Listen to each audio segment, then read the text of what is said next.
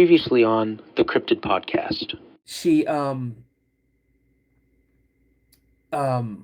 when she started turning back, I slipped down into the floorboard of the car and the front seat because I was terrified. But I was also super excited at the same time. And the reason I was because I'm in my mind, I'm saying, I knew it. I knew it. I knew they're here. I knew they were here. But at the same time, I'm like, holy crap, they're here.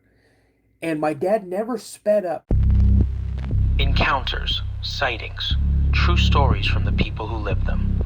I'm Dano, and this is the Cryptid Podcast. What's up, everybody? Oh, how are you guys doing?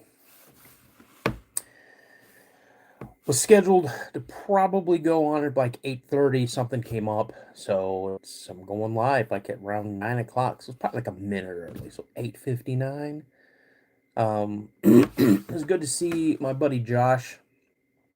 I'll go live today. Mysteries Unknown. It was great seeing him on there. So yeah, it's always a good time. What's up, Greaseback? Hey man, how are you doing, buddy? Ross, what's going on, man? What's up? What's up? Yeah, I'm just you guys kind of caught me working on what's up there, 87. Kristen, what's going on? Yeah, watching Josh was great. What's up, Wayland? Yeah, I'm working on the thumbnail. You guys, I got a special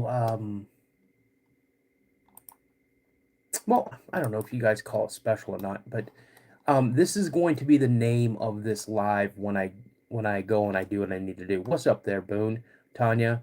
About to settle down for the night. Hope you had a great... I did, man. Thank you. And they are well. Thank you so much.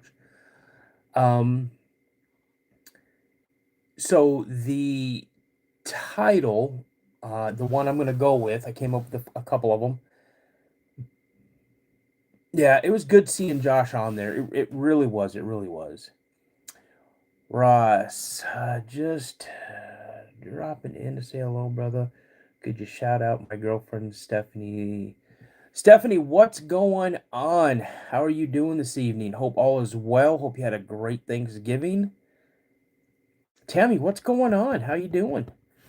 You guys, so the title of this is going to be True Story, My Real Bigfoot Encounter. And that's what I'm going to do. I'm going to break down my encounters for you guys, if you're interested. If not, then we'll just go back to what the regular format was. And hey, not a problem, man. And I'll just bring up some sites and read some encounters. I mean, I can still do that as well. But I know on the last live that I did, a couple people, sorry, a couple people wanted to, let me check something out here real quick. Oh, I can mute. There we go.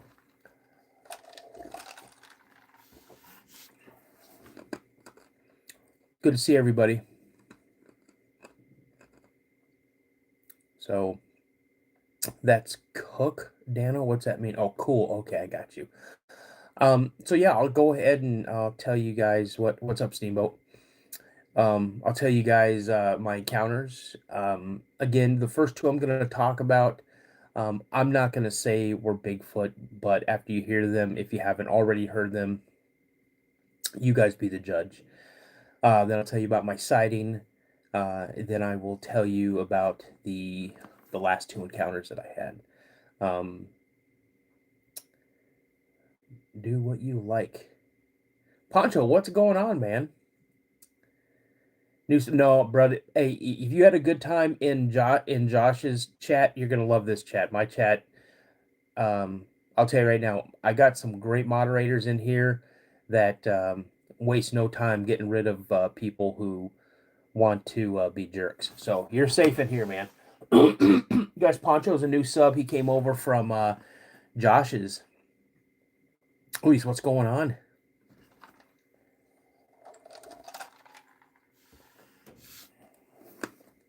Vice, what's up, man? Really? Okay. Untitled Truth, what's going on? Aloha. See, guys, that's what happens when you come in here. Hey, Texas. Let's see. Let me get this. Hold on. Let me read this one. Why didn't y'all invite George Floyd at Thanksgiving dinner? Yep, you guys. Check your mods. Check up. How y'all doing, Pothead? What's going on? Just getting over. I don't know what that is. An overdose of Not sure what that is, Poncho. Been on a Bigfoot kick for the past 2 months. I can't stop. So I Untitled. I did see you in Josh's chat. So, if you're new to my channel, you guys, he's from the Big Island. Justin, what's going on? Don't know, Justin. But what I'm gonna do, you guys, I'm gonna kind of get into kind of what. What's up, Roy? What's up, Mark? Awesome, another Aussie. I love it. Untitled Truth. I'm a woman. I'm sorry. Sorry about that. I didn't mean to misgender you. I'm sorry. CT, what's going on? I'm going to you guys get into what kind of started me into this whole world of cryptids. And now I will come out and say this first, that what really got me excited, or what really got me interested in cryptids, was the Patterson Gimlin film. I saw that when I was about, I don't know, 10 or 11, around there. And when I had my sighting in 1984, that really just kind of, it wasn't really I would say like a downward spiral into like a bad thing. It just made me, hungry to finally understand, that there's something out there that's way bigger. When I saw the Patterson Gimlin film, I was like, oh, that is like one of the coolest things I've ever seen. They're in Northern California for sure. I thought maybe they might be in like Southern Oregon or whatnot, but I didn't think that they were going to be up in Washington State. Now, again, this is 1984. I was 12 years old. Again, had really no clue. Fast forward like 30 something years is when I heard my first podcast that had anything to do with Sasquatch, Bigfoot. And sorry guys, man, I'm almost over this cold. But I heard Sasquatch Chronicles, and I emailed them, and I got invited on the show. And now, Wes is up in like the 1100s for its episodes. I was episode like between 460 and 480, I want to say. But again, when I emailed Wes, it was like 33 years. I said I've been holding us for like 33 years. So I was like, what, 45, 46, around that time frame. What's up, dog? When I finally said, hey, I want to tell my story. Now, I didn't tell Wes the entire story. And the reason I didn't, because I didn't really know how it was going to be perceived. Because in the past, when I tried to tell people, family members especially, I just kind of got laughed at. Close friends got laughed at. Oh, you're making stuff up. You didn't see nothing. So, I was like, here's what happened. And then I went on a couple more podcasts. And then between those, I really started listening to more podcasts, watching YouTube videos, trying to find all the audio that I could find. And things started clicking. Things started making more sense to me. The more I listened, the more I watched. I'm hearing people explain things that I experienced when I was younger, before I had my sighting. Um, so the first one that I'm going to get into happened. Oh, I know Tanya didn't. Um, but that's okay. That's okay. Again, real quick, if you guys are new to the channel, it's your first time jumping in here, please drop a one in the chat. Let us know where you're from. My name is Dano. I am the host of the Cryptid Podcast, where I interview people that's had encounters with these cryptids, with these creatures. And yeah, so they're video interviews. Some of them are audio, where people don't want to be on camera, which is completely fine. I understand that. I understand the secrecy. I understand the privacy. I understand they're not really sure, and they don't want to be called names or whatnot. Even though we do get trolls that jump in and want to say some stuff, which is stupid. Um, Samantha, what's going on? FDR, what's going on? 6'7". Oh my goodness. Jacksonville, Arkansas, outstanding. So anyway, um, I'm gonna preface this by when this first happened back in 1978, 79 time frame. I had no knowledge of what a Bigfoot was. I didn't know what a Sasquatch was. I didn't know who Patty was. I didn't know who, Roger Patterson and Bob Gimlin were. I didn't know who any of these people were. I didn't know what a Bigfoot was. This wasn't even my vocabulary. So my dad took me hunting one time, when it wasn't really hunting, it was during the summer. So he wanted me to he wanted to introduce me to hunting. And my dad always carried a firearm with him when he went out in the woods. And we went to this place that was probably like northeast of Aberdeen, Washington, up in the Pacific Northwest. And oh man, this is gonna do this all over again. I'm gonna do this. There we go. Put that on there. So when we went to this place called the hunting camp, we drove down this road. We this logging road. We parked on the side. We went down this trail. It was about a good 40-45 minute hike into the woods. Came upon this camping site. It's obvious people had camped there. Yes, that's where Kurt Cobain's from. To have me and tell me. You see, Daniel, I still need to have me in my. I will, buddy. And I did get your email. Um, so we get there. My dad kind of shows me a little bit of the area, um, and we make camp. Eat. We go to bed. Get up. And when we got up, it wasn't like anybody who's hunted. Oh, it's Tafton. What's up, buddy? Anybody who's hunted, um, you get up before the sun rises. You go out to your deer stand or your blind, and you're in there before the sun comes up, and you're settled in, you're quiet, you're set up, you're ready to go. So when it's time to start hunting, when it's legally time to start hunting, you can be ready.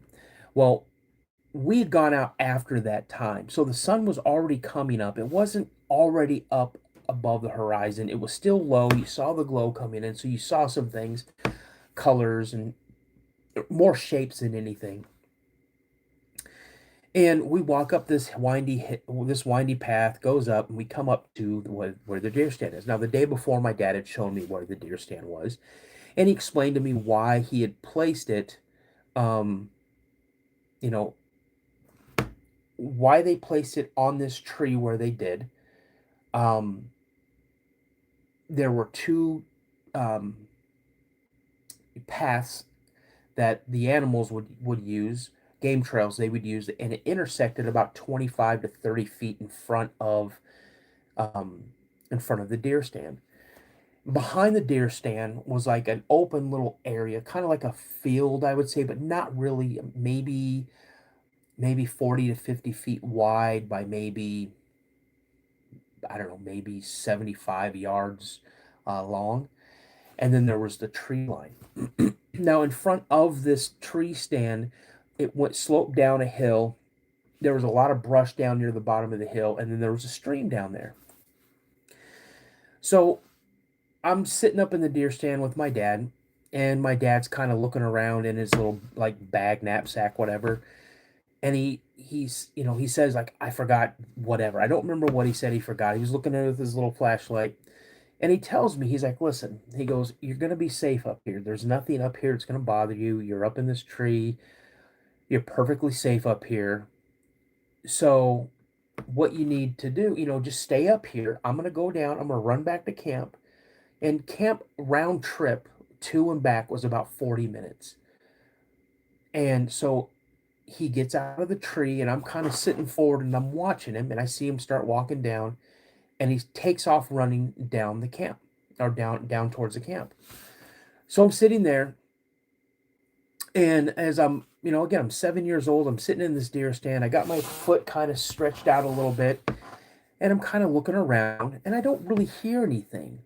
The only thing I really hear is the stream that's down below. So I'm sitting down again in this deer stand, and the stream starts like mesmerizing me. It just totally starts making me sleepy. So I kind of start like nodding off, and I put my hands, I remember doing this, I put my hands like this, and I slowly start nodding off. But you know that point where you feel yourself falling asleep, and you kind of jerk yourself, you kind of start yourself awake. And I that happens. Well, I kind of look around, and again, I don't hear anything but the stream. And as I moved my foot, it just didn't feel right. So I looked down, and I see that my bootlace is untied. Now I'm thinking maybe I caught it on this deer stand, because it was an old wooden pallet that my dad and my uncle had put up there, and they made it into a tree stand. So I bend down and I tie my boot up, and I start just kind of looking around again. Now the sun's coming up a little bit more, so it's getting a lot lighter. You can see things. And again, I don't hear anything. I don't smell anything, but I definitely hear the stream. And again, I start nodding off. Again, I kind of put my hands up underneath here. It's a little chilly in the morning, so I'm kind of like this. And I start nodding off, and then boom, you feel like you jump awake. And I look down, and I see that my boot is untied again. Now I'm not happy. I'm actually getting a little scared, and I yell to my dad, stop playing. Dad, stop it. You're scaring me. Tie my boot up again, and now I'm watching my boot, and it's sun starts coming up. Now I'm seeing colors, shapes, everything like that, starting, to really focus on my foot. So as I'm watching my foot, I hear this really loud,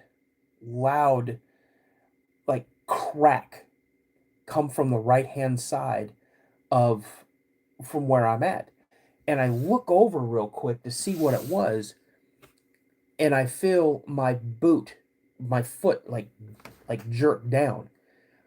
And I look down, my boot's untied, and I jump up. And I start screaming. And I'm like, Dad, this isn't funny. I want to go home. I hate this. I don't want to be here. And I'm crying. I'm hysterical. I'm a 7-year-old kid.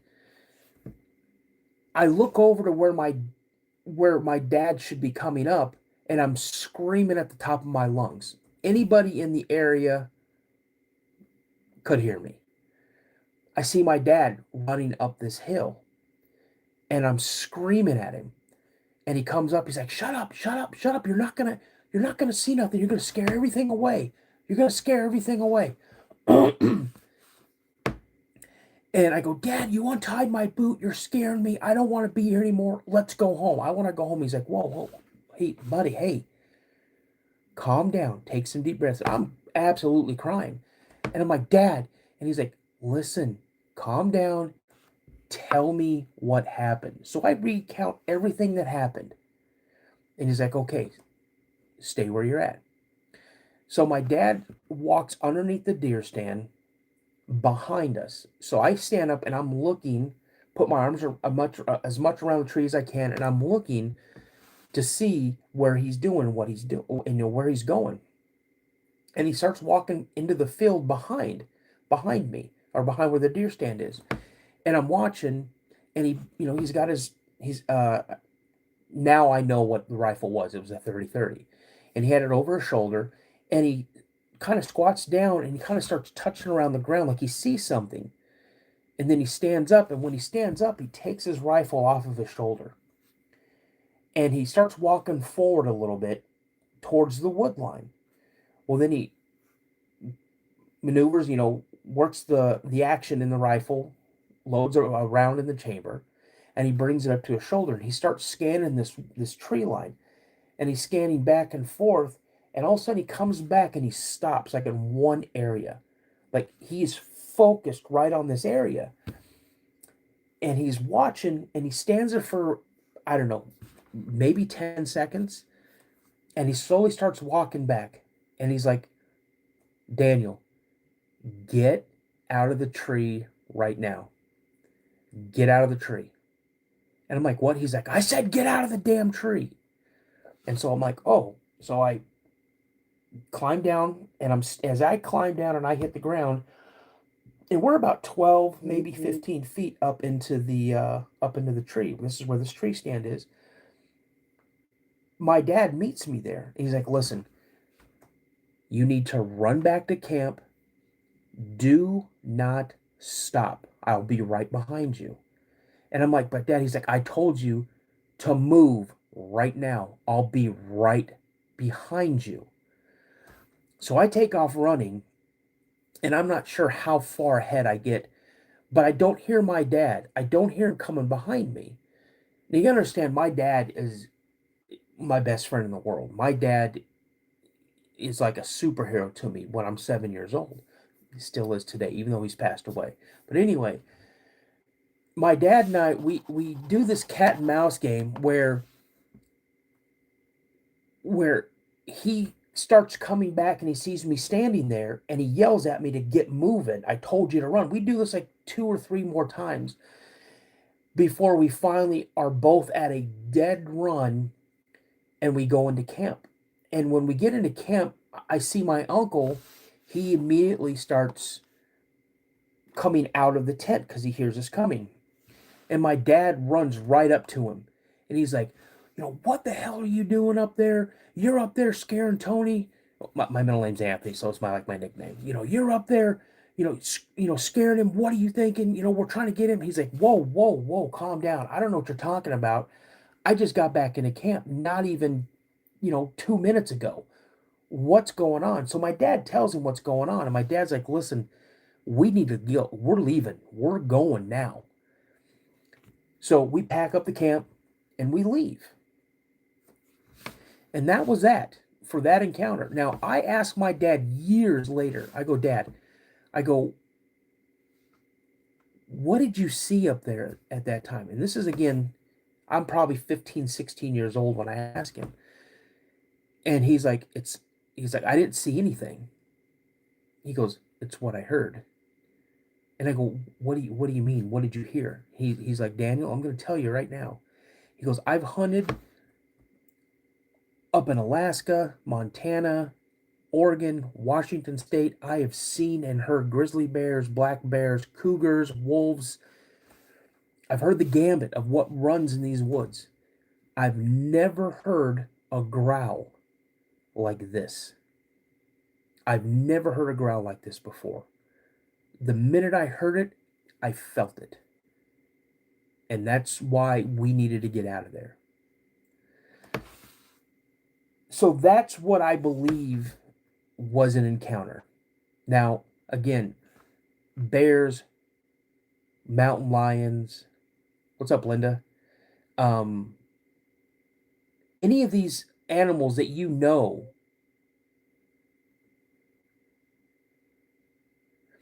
any of these animals that are in this area, they don't have the ability to untie your boot or whatever. Now, the thing is could it have been my dad or my uncle? No. because my dad was only 5'7". My uncle was, I think, 5'10" or 6 feet tall, and there's no way they would be able to reach up and untie my boot. So that's what happened. Now, fast forward a couple of years later, 89, I mean, excuse me, 79, 80, or 80, 81, around that time frame. Um, we all decide we're going to go and have like a guy's weekend. It was me, my dad, my little brother, my uncle, his best friend, two of his neighbors, and then their two boys. And so we all load up the trucks. There's 3 trucks. We go to the same logging road. We go to the same spot. And I remember telling my dad, Dad, remember that's when my boot was untied. I remember telling him that when we were unpacking everything. We go in there. And the part that I didn't tell detail about the first one was the whole campground itself. It was a very, clear campground, had some nice trees in it, had an area for a nice fire, campfire ring and type of stuff. It was not like a designated campground. It wasn't a designated camp spot. You hike in to get to this place, but people have obviously used this place for camping or whatnot, and we called it the hunting camp. It was right next to the stream, not too far up from the stream.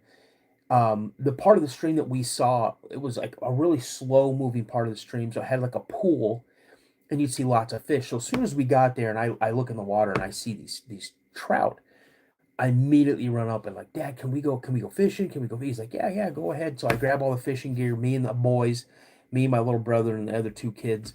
We go running over there and we're catching fish. And when I may say we're catching fish left and right. It's like week before they were catching.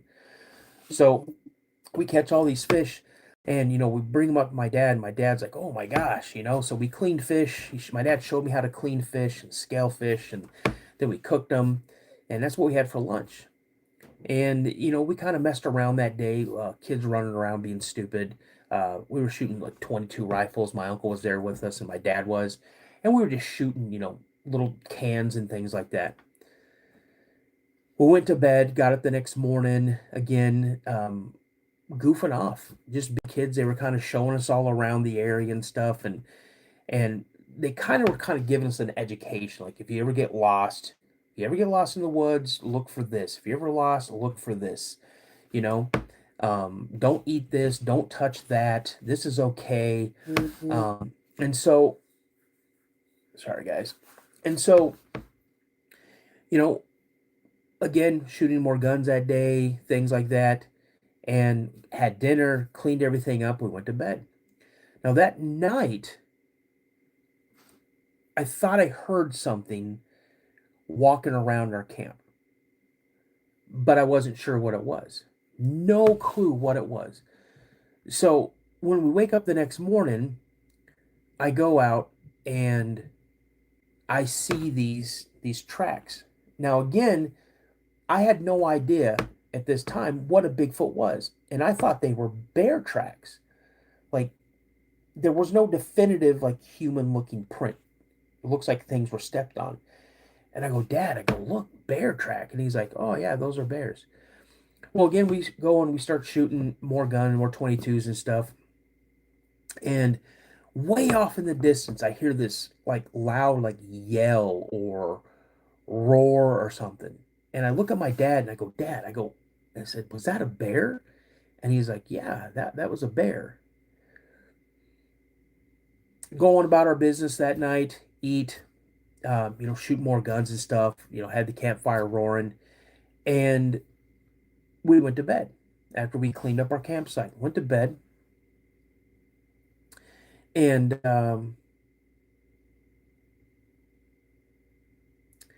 we I'm awakened by I hear something moving around in our camp. And I mean, when I say moving around our camp, like stuff is getting moved around. You hear stuff getting wrecked. Like our chairs were getting crushed and things like that. And so I sit up in my bed real quick, and I look at my sleeping bag, and I sit up in my sleeping bag, and I look at my dad, and I about ask him a question, and he puts his fingers to his lips, and he is like telling me to be quiet. And I'm hearing all this ruckus going on.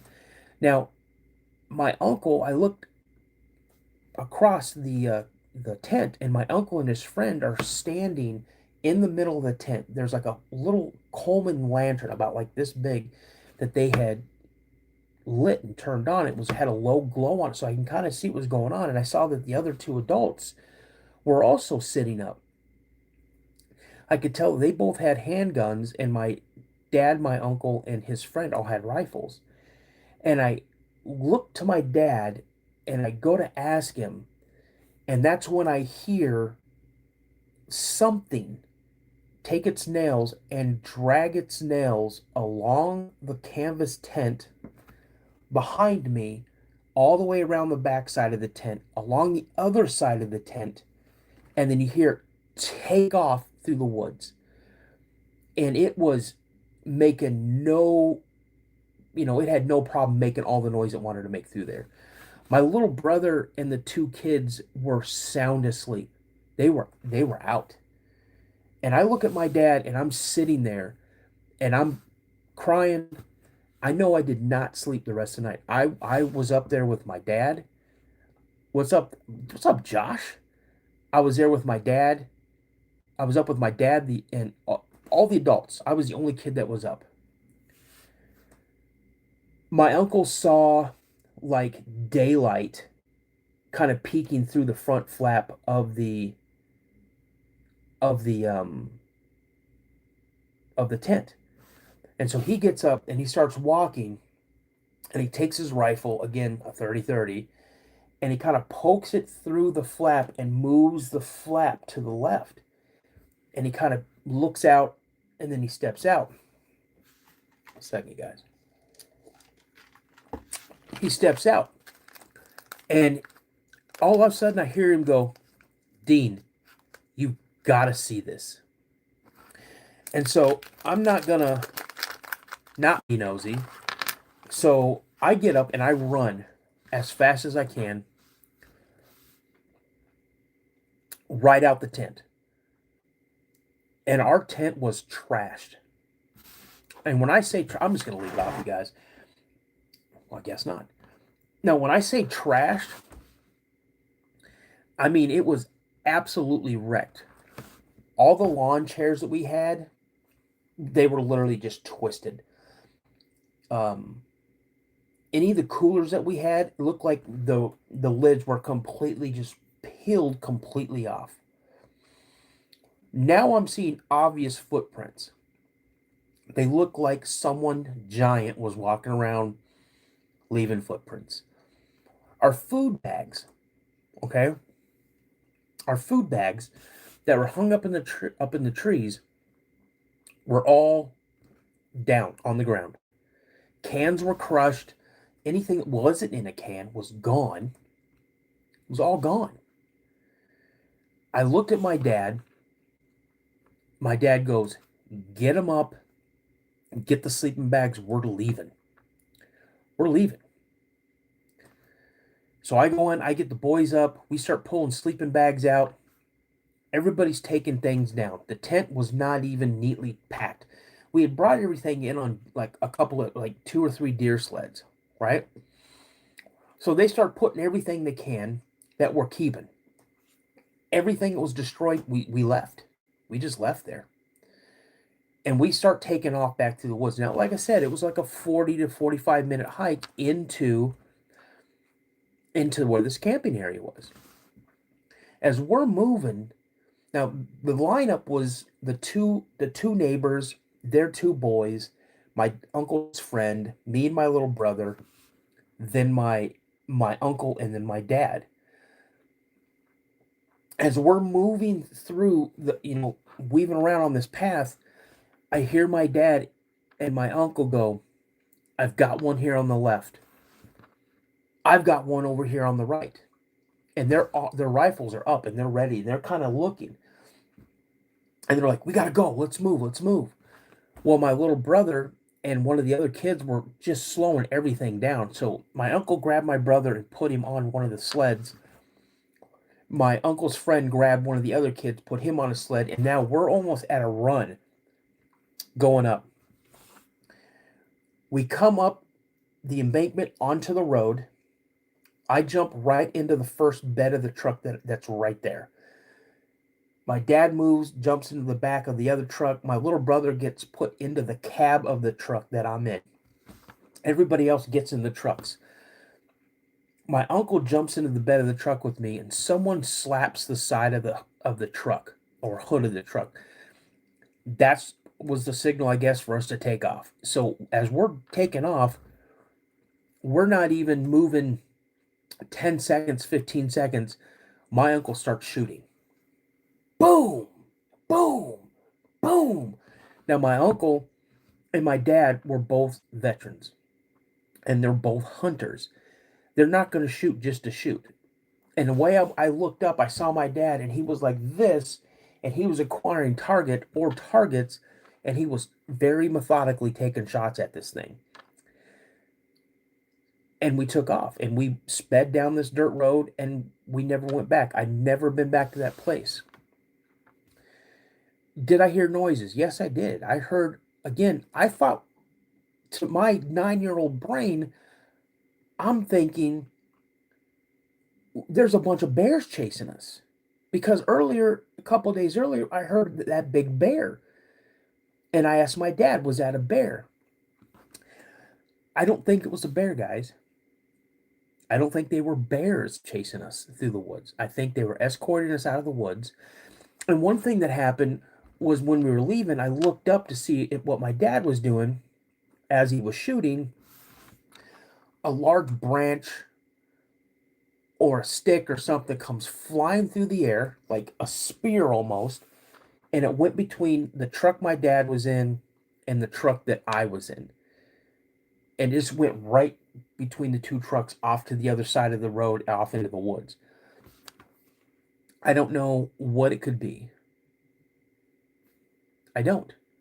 Did I ever see anything? No, I didn't see anything. But you're right. They don't throw spears. What could it be? Now, I will tell you, I did do some investigation probably, I don't know, 2-3 years ago. There are a lot of sightings, a lot of reported sightings in that area. A lot. So that was the second encounter that I had. Now, before I get into my sighting, I just want to say, everybody, hello. Thank you so much for joining the channel. If you guys don't know who I am, my name is Dano. I'm the host of the Cryptid Podcast, and I bring people on who has had encounters with the cryptid. It could be Bigfoot, it could be Dogman, it could be Mothman. I see a bunch of hubbub going on in the chat.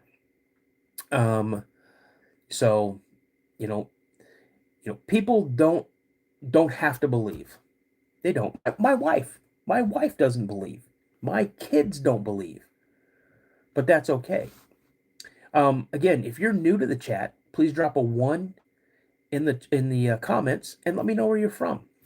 I know I saw someone jump on from Australia earlier, someone from the Big Island of Hawaii. They're on. Yeah. So that's that. I also want to say, you guys, it is, I guess, it's Small Business Saturday, and I am a huge proponent, a huge, supporter of small businesses. And so I have a buddy of mine in Cadillac, Michigan, and he is a coffee roaster. And so if you guys enjoy a good cup of quality coffee, one of the big stores, okay, none of the big stores. I'm not going to name them because I don't want them to say, oh, he's trashing our name. So I'm not going to name them. But you guys know who I'm talking about. Check out, and Steamboat, you did it last time. Could you do it now? Check out www.owliecoffee.com. That's OWLEYE coffee.com. And if you guys like what you see on their site, if you're interested on partaking of what they're selling, getting a good bag of coffee, then at your checkout, for 15% off of your order, put in the promo code DANO, capital D, capital A, capital N, capital O. The promo code DANO gets you 15%. All right. I am going to do a couple of I'll read a couple of encounters if you guys want to hear some. All you guys got to do is give me a state and a county. Let me know if you want it to be a Bigfoot or Dogman, or if you want to hear about a particular cryptid. Let me know what that cryptid starts with, like what's the name of the cryptid, and I'll see if I can find it for you. Andre, what's going on? Oh, look at Leah. She jumps right in. Texas Sasquatch. Okay. I will look up the Netherlands. Let me check one site and see if I have anything for the Netherlands. Let me look.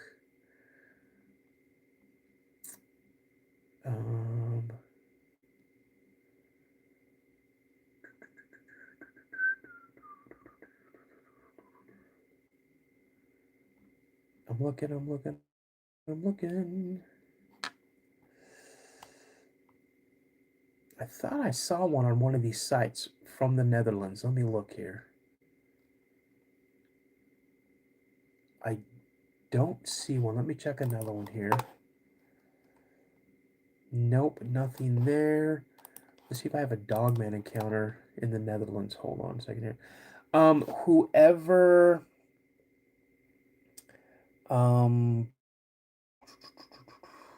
Wyoming, Laramie County. I will absolutely check out Wyoming, Laramie County. Leah, what county in Texas, or do you care? Let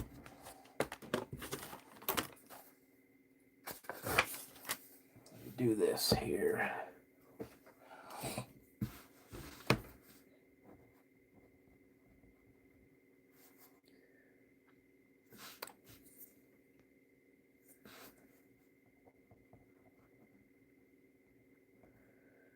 Okay, let's see here. Steam. No, that's not it. Sam Houston National Park. I need to know what county that's in.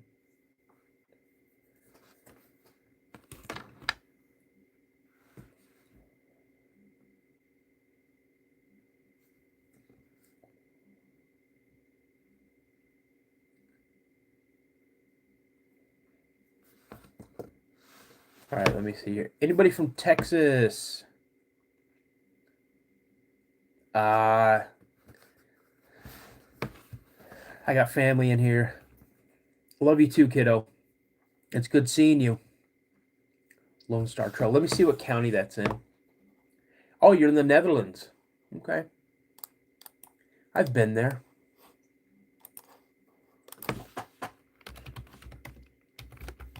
Actually, let's see here. Have there been any Bigfoot reports on or near the Lone Star Trail in Texas?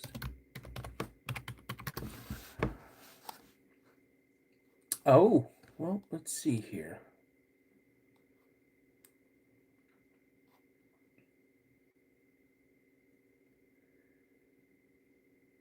Okay. So apparently, is that in East Texas?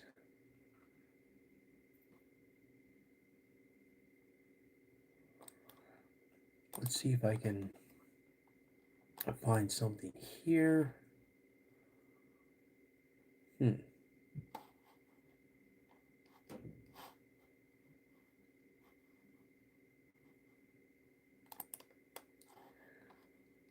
see if I can find anything, you guys, here. 1 second. What I'm looking for is okay, here's reports. Here we go. Um,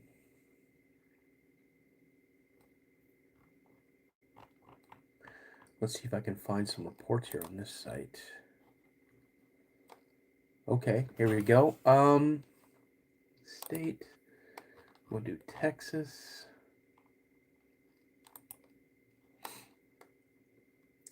Um,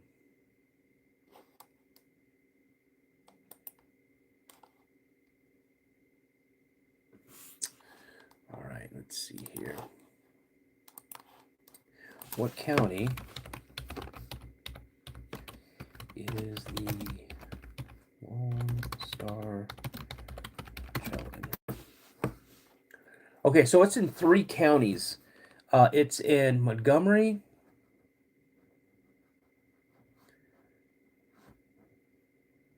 Cito, and Walker. Okay, so let me look there. Montgomery. Okay, I'll look Montgomery. Okay. So if you guys would like to hear an encounter, Bigfoot encounter, let me know what you want, Bigfoot or Dogman. Let me know what state and what county.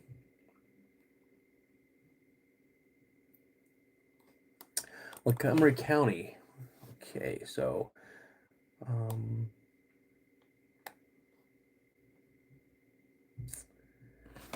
there have been a lot of. Okay, so here's one June 12th. Excuse me, June of 2012. On the full moon of June 2012, about the 4th, in the Sam Houston National Forest north of Conroe. Myself and my 4 daughters, um, excuse me, 4 teenage girls, my daughter and 3 of her friends witnessed, after tree knocks and whoops, a large animal about 50 yards away staring at us next to a large pine tree. When the girls all screamed a death-curdling scream at the same time, and one pointed at the animal while it was staring, the animal moved across the front of the pine tree where all four, let's see, all 4 saw the silhouette moving, blocking out the moonlight. It was at least 8 to 9 feet tall, extremely wide. I found tracks the next day and took a casting of an inch deep impression in pine needles, 16 to 18 inches long. Other tracks were found, but it had rained since. I regularly visit the spot and have had all sorts of happenings with many witnesses. So this guy goes back, he says every 6 months. Every 6 months. So, so that one is in Montgomery. They have it listed as a Class B, but it's a Class A.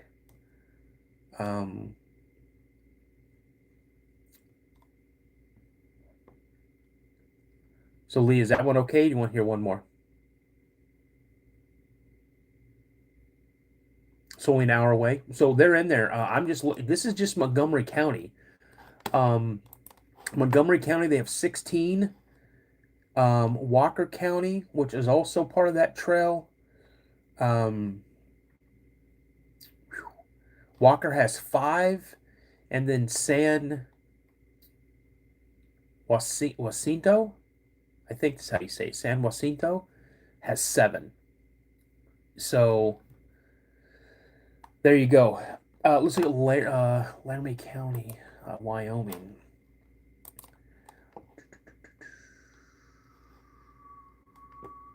There's nothing in Laramie County, Wyoming.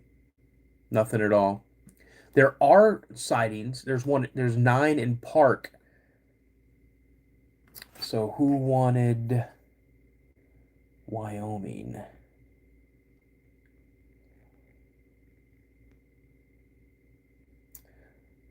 Charles, what's going on?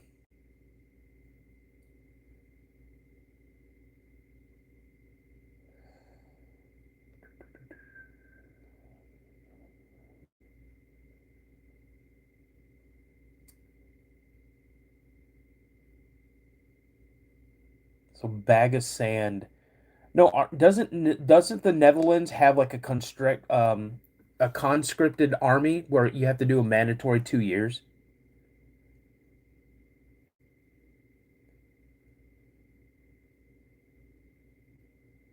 Bren, how's it going?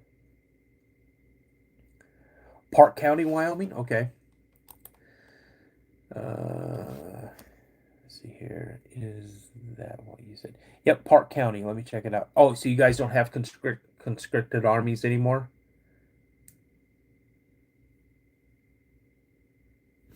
Okay. So here's one.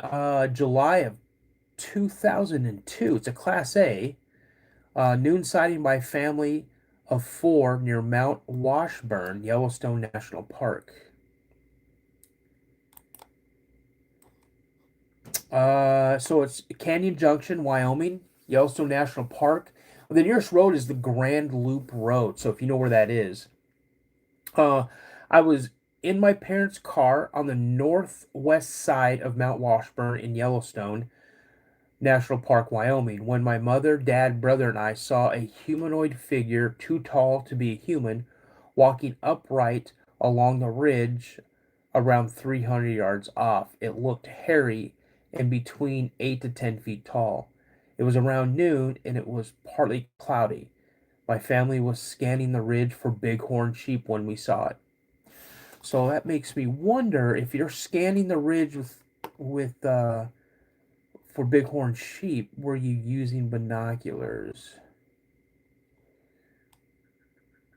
Yep, they were. They were watching it through binoculars. They're saying it was slightly bent forward, like a person might be, as if they were using a walking stick. Arms were swinging. Um, the witness, the witness's mother stated she looked for a snout but saw none. Uh, Although the animal was in profile, witness's father stated that he observed the bipedal looked to be about 15 to 20 steps before losing sight of it. So, yeah. So they observed this thing about 3 to 400 yards away using binoculars because they were scanning the ridgeline looking for bighorn sheep. That's crazy. All right. All right, you guys. Again, welcome everybody to the channel. Thank you so much for joining the channel. If you guys are new to the chat, please drop a 1 in the comments and let us know where you're from. Hey, Taft, it was good seeing you, man. I hope you have a great night.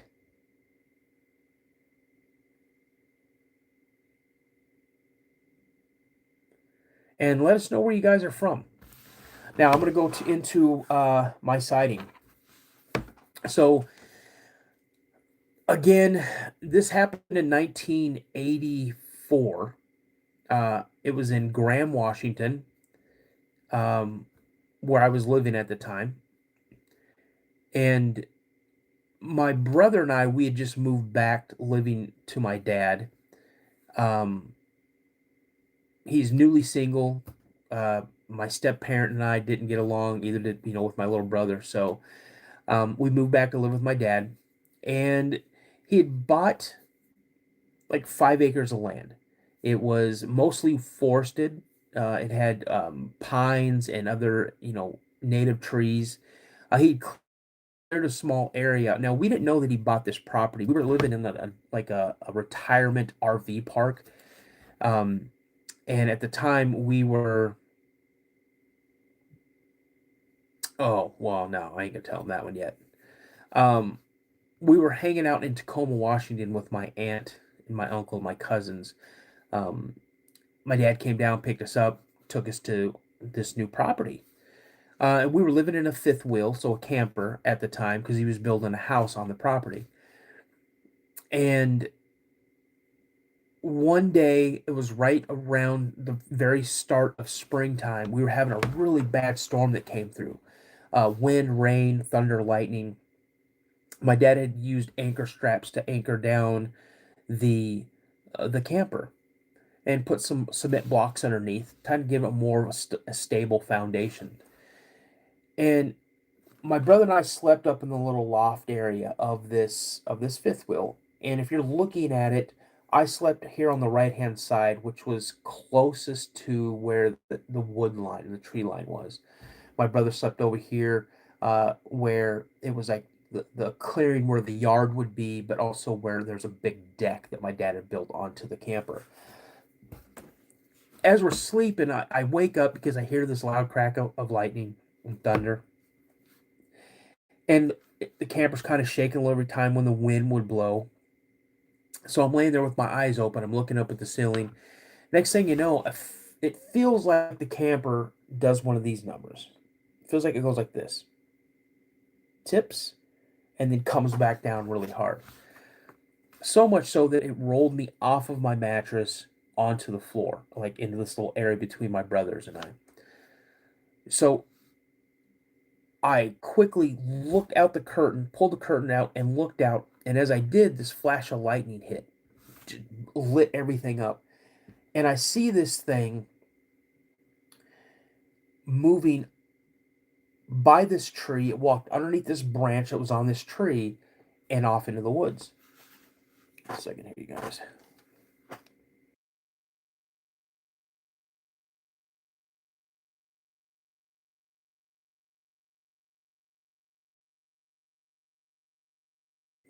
Okay, so I see this and I start yelling, Dad, Dad, I just saw a Bigfoot. I just saw a Bigfoot. Now, remember, between the last encounter that I had when I was 9, that's when I was about 10 or 11 when I saw the Patterson Gimlin film. So now I was aware of what these things were, but I didn't think they were in Washington State. Always, I thought they, like I said earlier, I thought they were in Northern California, maybe Oregon. There's no way they're crossing the Columbia River into Washington State. That was my mind thought. My mind, that's what I was thinking. So I say this, and my dad tells me to shut up. I didn't see anything. Go back to sleep. It was just thunder. And no, I knew what I saw.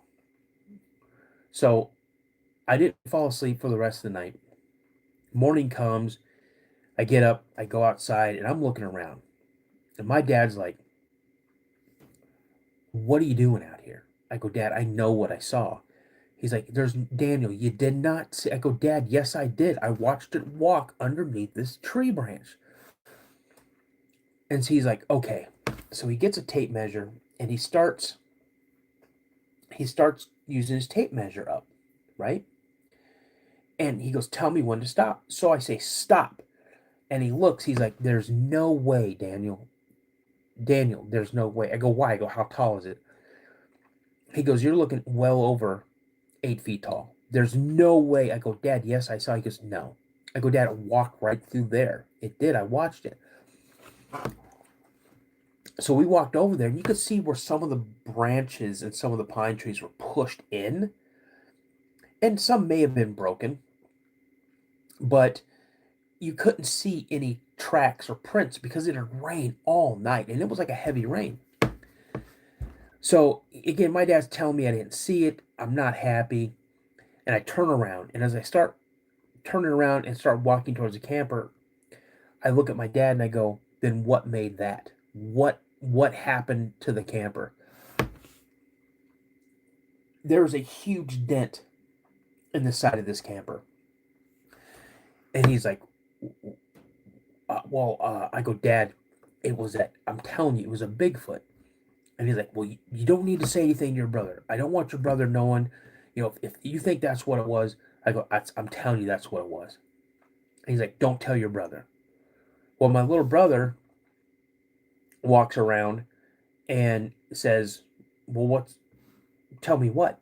And my dad goes, "Oh, a tree branch hit the camper last night." So, okay, I'm gonna put a timeout here real quick. Hey, Steamboat, one last time, let's tell everybody what episode yours is. I want to make sure everybody knows what episode yours is.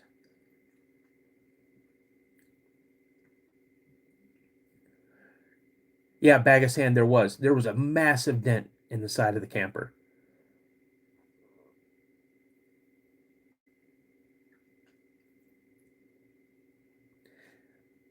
Okay, episode 11. Let's stop telling your story. If people want to see your episode and hear your story, let's check out episode 11, you guys.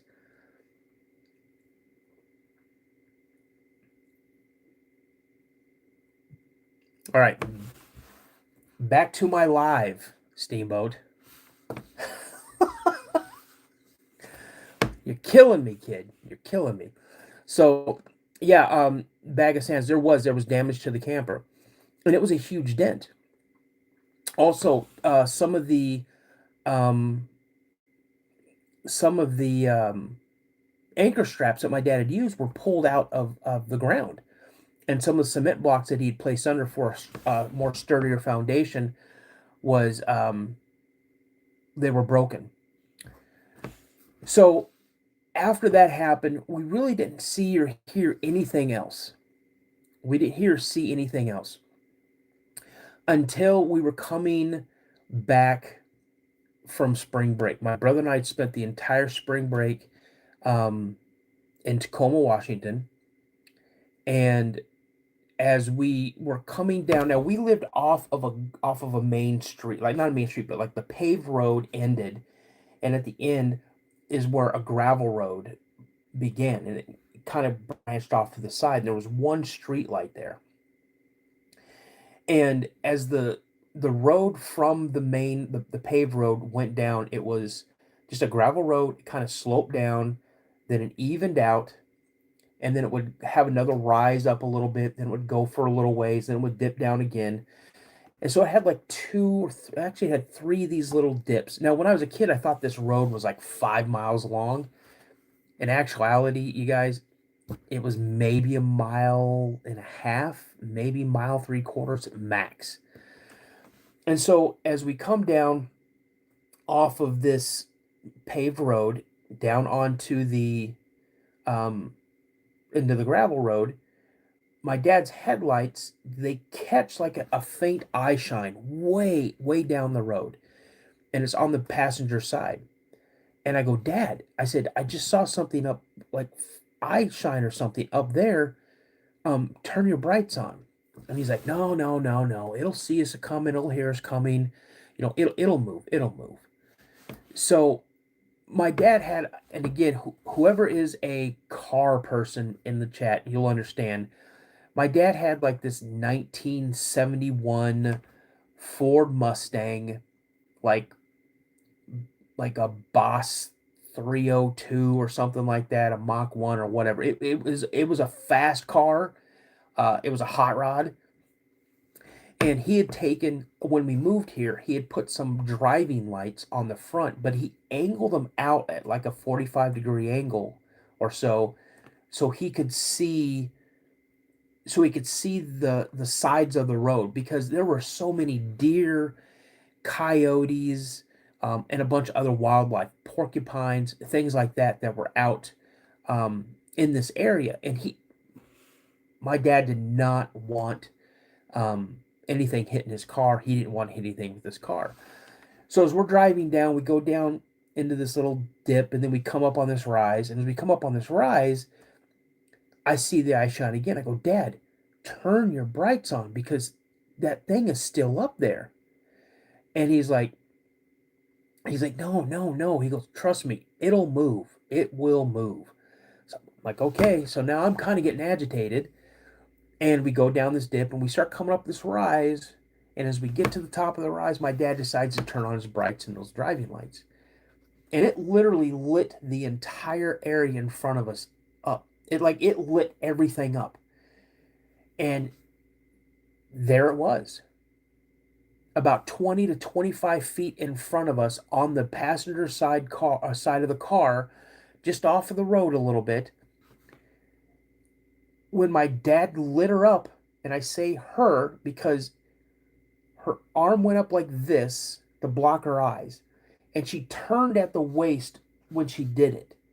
And that's when I saw her chest area.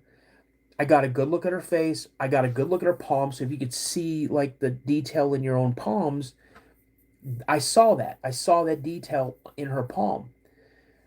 It was a female because I saw her breast. They had hair, but it wasn't super thick hair. Her body type, the best way I can describe it is like Patty from the Patterson-Gimlin film. But she wasn't like barrel. She wasn't like barrel shaped, so to speak. She was about 7 to 7.5 feet tall, maybe weighed 5 to 600 pounds. Um, her her hair was like a dark, like charcoalish gray, and her skin was black. Her palms were black. Her face was black. She had no hair on her face. She did have long hair, and it did come down. She was kind of muscular, but she wasn't as broad as um, Patty from the Patterson Gimlin film. She um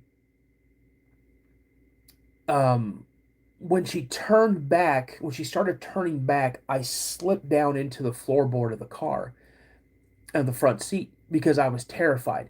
But I was also super excited at the same time. And the reason I was is because I'm in my mind, I'm saying, I knew it. I knew it. I knew they're here. I knew they were here. But at the same time, I'm like, holy crap, they're here. And my dad never sped up. My dad never slowed down. He just kept a constant speed. Now, my little brother is in the back seat, sound asleep. As I think that we're past where I just saw her. And so I slowly start peeking up and looking out the front passenger window. And the way the lights were angled out, I could still kind of see off to the side. And I saw her standing in the woods. So much so that I saw her blink her eyes. And again, I'm I'm dumbstruck pretty much. My dad pulls into our driveway, and as we get closer to our camper, I open up the car door and I jump out. I jump out of the car and I take off running. And I run, and we had a deck. Now, anybody knows how high it is from the ground to where the bottom of the door is on a camper. It's about 2.5, maybe 3 feet up. So my dad had built the deck that was level with that door. So all you had to do was open the door up. You didn't have to step up or anything. I jumped up the stairs onto the deck, unlocked the camper door, and ran into the camper. A couple seconds later, I hear my dad's car door shut, and I hear him walk up on the deck, and he's carrying my little brother. He puts my little brother up in his bed, and I'm sitting on my dad's bed. Now, my dad slept on a hideaway bed, like a queen sofa sleeper, and he just kept it out all the time. So I'm sitting on there, and I'm like, Dad, what was that? What was that? And he's like, you know what that was. What you think you saw is what you saw. And he starts grabbing all this food out of the cupboards, out of the refrigerator, and he takes them outside and he places them on a little table that we had out on the deck. Then I hear him walk off the deck. I hear his other car door shut because I didn't shut it. He shut that car door. He went and got a ladder from the shed, came back up, put the ladder up, and I'm watching him. He had a pole that he had put at the one end of this deck because he was a bird watcher, and he was going to put a bird feeder on the top of this pole so he could take pictures of birds and stuff like that. But he never got around to building that bird feeder. So it was just like a base, just a empty base. So he starts putting all this food up on this base, and then he comes down the ladder, comes inside, reaches under the sink, grabs a rag, and he takes this thing out of his back pocket. It's like a big tube of grease. And he climbs up and he greases this pole all the way down. And I'm looking at my dad, and he comes to the door after he puts the ladder up, and I go, Dad, why did you put that on there? And he's like, oh, to keep animals away. And I go, you mean like raccoons? And my dad goes, yeah, like raccoons. So everything had just happened. Him validating my thought process of a raccoon completely put me at ease for whatever reason it was. I knew something was still going on, but in that moment, my mind, all I could think about was those stupid raccoons trying to go up and get that food. So he comes back in, he grabs a pack of cigarettes, and he walks out onto the deck. And he closes the door, but it doesn't shut all the way. My dad was a smoker. He smoked outside. He never smoked around us. So then he goes, I hear him. And it's not verbatim what he said, but he said something to the point like, we saw you, and we know you saw us. These are my sons. These are my children, my family. We don't mean you no harm. We don't mean you any disrespect. This appears for you. Please don't scare or hurt my boys. We just want to make a home here. And I'm listening. I'm eavesdropping. I'm nosy as heck at 12 years old. And I hear my dad take his last drag off his cigarette, and he puts it in the little can that was out there, and he comes into the house or the camper, and I go, Dad, who are you talking to? And he goes, Nope. He goes, I was praying. And I go, you were praying? You didn't say amen. And he goes, Oh, well, amen. So then he kind of looks at me. He goes, Do you want to sleep with me, bud? And I go, Yes, absolutely I do. He's like, Okay. So I'm all ready for bed. He goes and gets ready for bed. He comes in. And we're laying there. And, again, I know what we're talking back and forth, but I don't remember what we were saying. I fell asleep. And what seemed, I don't know, a few hours later, I hear. You guys know what that sound that wood makes when something really heavy gets set on top of it? Like how the pallets will crack and whatnot. Do you know that sound? The groaning and the cracking, that things. Um, that's what I heard. I wake up to the sound of something huge, like stepping on wood. And it's stepping onto the deck. And my eyes open up and I look at my dad, and I can see my dad because he had this old, and anybody who's older than me or about the same time I am, you know, back in the late 70s, you had these gigantic alarm clocks that had like this amberish glow. It had those numbers that would flip up. They'd flip up or flip down or whatever direction. That's what he had. So I could see the clock. It had that glow. And I look at my dad, and again, he's pressing his fingers to lips. He's like telling me not to say anything.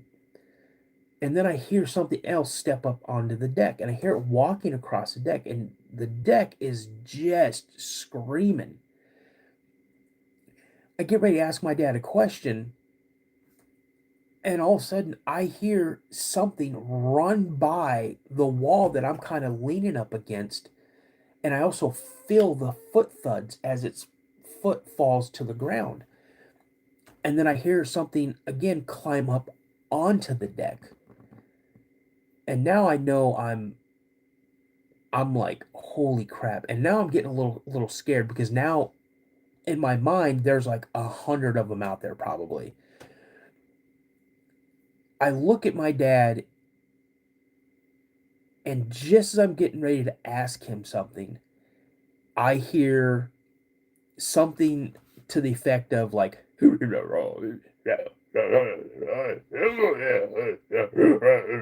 I hear like a vocalization. And I freak out. I grab my dad. He's trying to hold on to me and pull him as close as he possibly can. And I'm trying to become the shirt my dad's wearing. Like I'm burying my face in his back, and I'm bawling. And I could, I knew my dad had his handgun with him. I didn't know what that was. I cried myself to sleep. I know I did. The next thing I remember is I see sunlight coming through the window on the door. And it wasn't a regular window. It was like a bathroom window. It was like opaque, so you could see light coming in and out of it, but you couldn't physically see anything. I get up and I open up the door. Now, as you're looking at the deck. We have this railing. It wasn't a wide railing. It was a thin railing. And I used to climb up on the railing, and I used to do backflips. I used to do backflips off of this railing. And my dad caught me doing it, and he would get super mad at me because he told me I was going to break my neck, and he told me, I don't want to ever catch you up on that railing again. Well, I'm sorry to say, this time I'm up on this railing, doing like a high wire act, and I'm trying to look at that platform up there. And when I look up there, I can see there is zero. There is 0 foot up there. And I jump off the railing. My dad hears this. He's like, "You better not be on that railing." And I just start yelling, "Dad, it's all gone. It's all gone." And he comes out. He's like, "Shut up. You wake up your brother. What do you mean?" I go, "Dad, it's all gone. All the food's gone." He's like, "What?" And so he starts kind of walking around the deck trying to get a good view, and he could see that it's gone. And now at this time, I ran over to the pole, and I'm looking at this metal pole, and you could see where something had grabbed this pole in multiple locations.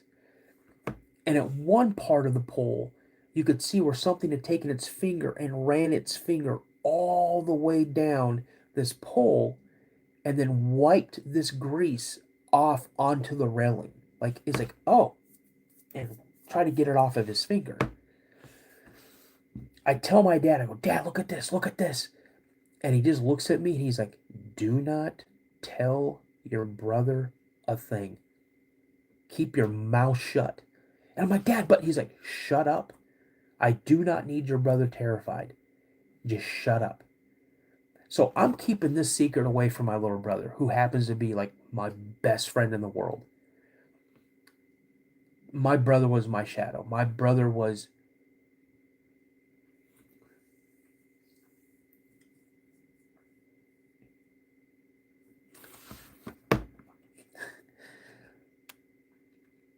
my little brother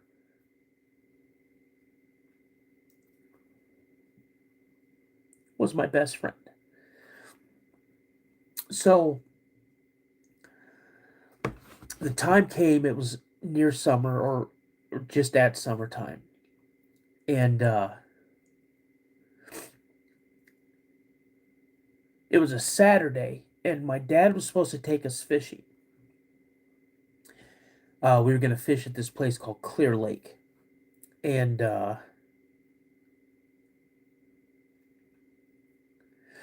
he got called into work. He had to do inventory, and he was mad as heck.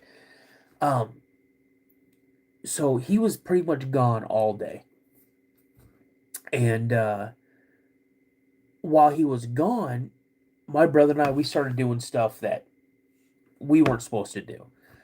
I mean, we're cranking up my dad's music. We're playing his records. My dad had some really super, like, awesome records, like early Zeppelin, early Beatles, things like that. So we've got the stereo cranked up. We're eating junk food we're not supposed to be eating, drinking my dad's Pepsi. That he always told us that Pepsi was like, that's grown up. That's for grown ups. You're not supposed to drink that. And I'm 12, but I'm still sneaking these Pepsis. And we had the door open, and I hear my dad pull up. And my dad did something I've only honestly heard him from that day to when he passed away.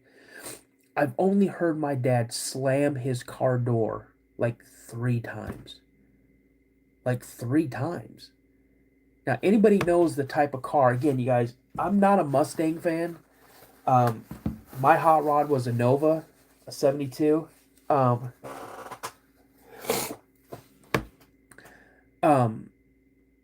But my dad slammed his car door, and all of a sudden I hear him say my first and middle name, and I knew I was in trouble for something. But I don't know what I did wrong. So I come walking out or walking towards the door, and he comes in and he's like, "Do you want to tell me what happened to the burn barrel? What's up with the burn barrel?" And I go, what are you talking about?" And he goes, "The burn barrel, Daniel. Where's the burn barrel?" I go, "Dad, I didn't burn any trash today. We didn't have any trash to burn. We didn't have trash service, guys. We had to burn our trash." So we had a 55-gallon burn barrel that had like sand in the bottom of. My dad put it in there so it wouldn't blow over. And so my dad shouts out my first and middle name and comes running up on the porch or on the deck. And now he's like, "Well, you did something with it. Now I'm being accused of something I didn't do." And I had no clue he was talking about. So I started kind of getting a little sassy. I started letting my mouth write checks that my bottom wasn't going to cover. And he goes, "Get out here. Let me show you." And he's like, "Come here. Come here. Come here." He's gritting his teeth and using his finger like, "Get over here." And I'm like, "Okay." So I jump down the steps and I go around to the front of the camper and I go to where the burn barrel was. And the first things out of my mouth, you guys, was, "Where's the burn barrel?" And my dad is like, "That's what I'm asking you. What'd you do with it?" I go, "Dad, I didn't do anything. I don't even weigh 100 pounds. I didn't do this." He goes, "Well, it just didn't get up and walk away itself." I go, "Yes, it did. I bet you that Bigfoot. I bet you that Bigfoot took it and did something with it." He's like, "That's ridiculous." I'm like, "I'm just telling you what I think, Dad." And he's like, "Well, where is it?" I go, "How do I know?" So now I'm starting to yell at my dad. And he's yelling at me, and I know I'm already past the point of no return, guys. I am already past the point of no return. I've already wrote a whole book of checks that my butt is not going to be able to cover. So I just kept going with it. And he's like, "Well, you need to find it." I go, "Well, where am I supposed to look? I don't know where it is." He goes, "Well, I'll go over here and look, and you just go look." So I, for some reason, decided I'm going to walk into the woods where I saw that thing walk into. About 30 feet inside the wood line, I find the burn barrel. And it's not just sat in there, it is thrown in there. I go and I yell to my dad, "Dad, I found it." He goes, "You found what?" I go, "The burn barrel." He's like, "Where's it at?" I go, "It's in the woods." And he goes, "Well, how did it get in there?" And I didn't realize he was behind me. So I turn around and I'm like, "How in the hell am I supposed to know?" And he's right there. And I'm like, "Oh, And he's like, "Let me tell you something." I go, "Dad, honestly, I don't know." He's like, "You need to." I go, "Dad, I can't even pick this thing up." So we both pick it up and we move it back to where it went. And so, again, my dad and I were shouting back and forth. And my little brother was like a peacekeeper. He was a peacekeeper. He hated to hear us fight. When we would argue, he would always try to get in between us and tell us to calm down or whatever, right? And he comes, my dad, he's like, "Listen, you don't need to tell your brother anything. Don't tell him." I'm like, "Dad, that's what it was." He's like, "Don't tell him anything." And as soon as my dad said that, my brother was walking around the front of the camper. He's like, "Don't tell me what?" And before my dad could say anything, I just blurted out, "Dad," I go, "Bobby, a Bigfoot threw the burn barrel into the woods." And my dad smacked me. Pow! And, oh, you want to hear my rake story? Ninja, shoot me an email. Kristen dropped it right there for you. So I look at my dad after he swats me in the back of the head. And my brother goes, "Well, I don't think it was one of the small ones that I saw." And we're like, "Whoa, whoa, whoa, whoa, whoa. What do you mean? What do you mean one of the small ones that you saw?" And he goes, "Oh, yeah." He goes, "I've seen two small ones whenever we're playing music or we're out cooking out or on the deck."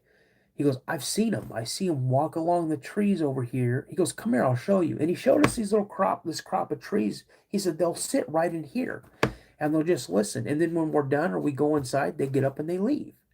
He goes, "I've thrown some tennis balls and baseballs out there to them, but they never give them back."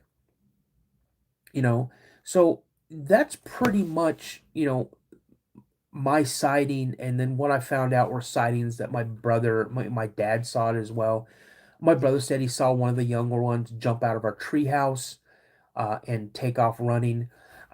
We did have a neighbor that was further in through the woods, um, and they had an incident where they had they raised rabbits, and they had a huge rabbit hutch, and something had manipulated the locks to open it up like a person would, and killed all the rabbits.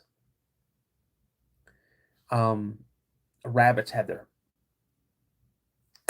pulled off, and they were, you know. And I remember the dad saying, "They're all here, but what would do this? What would?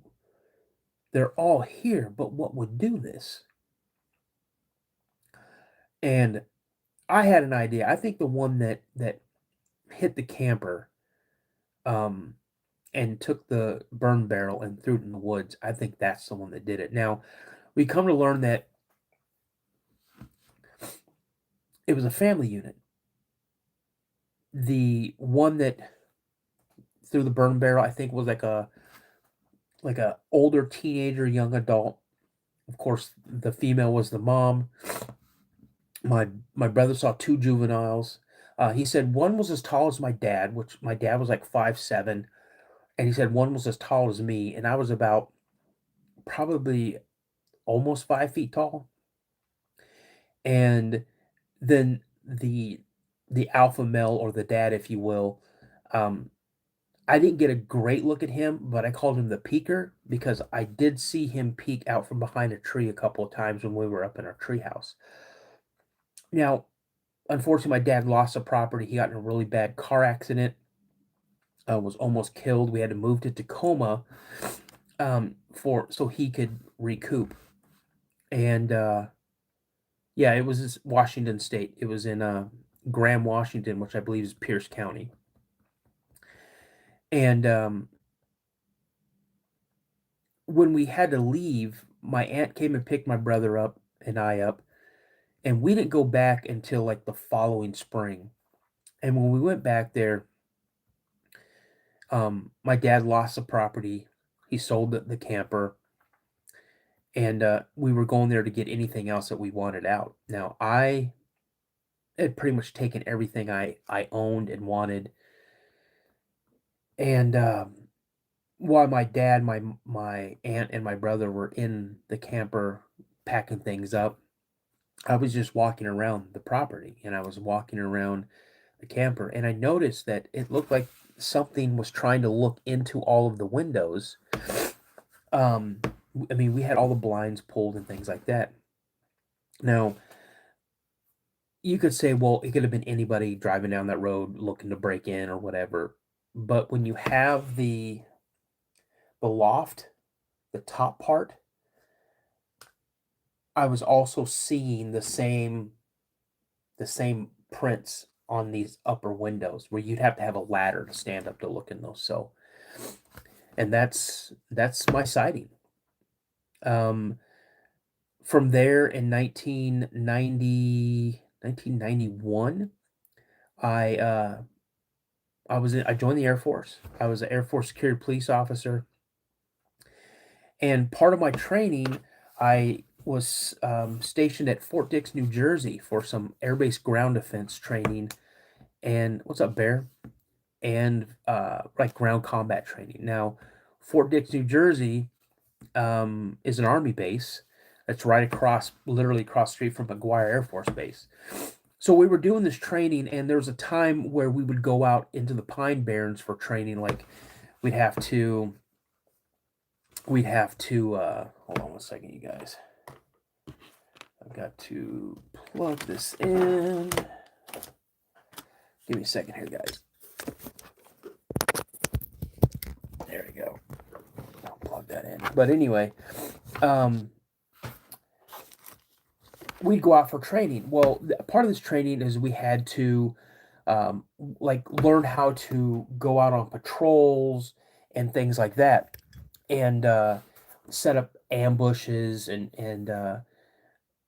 we were out on patrol. I was walking point, and I was walking along the side in the bush or in the brushes, bush, whatever you call it,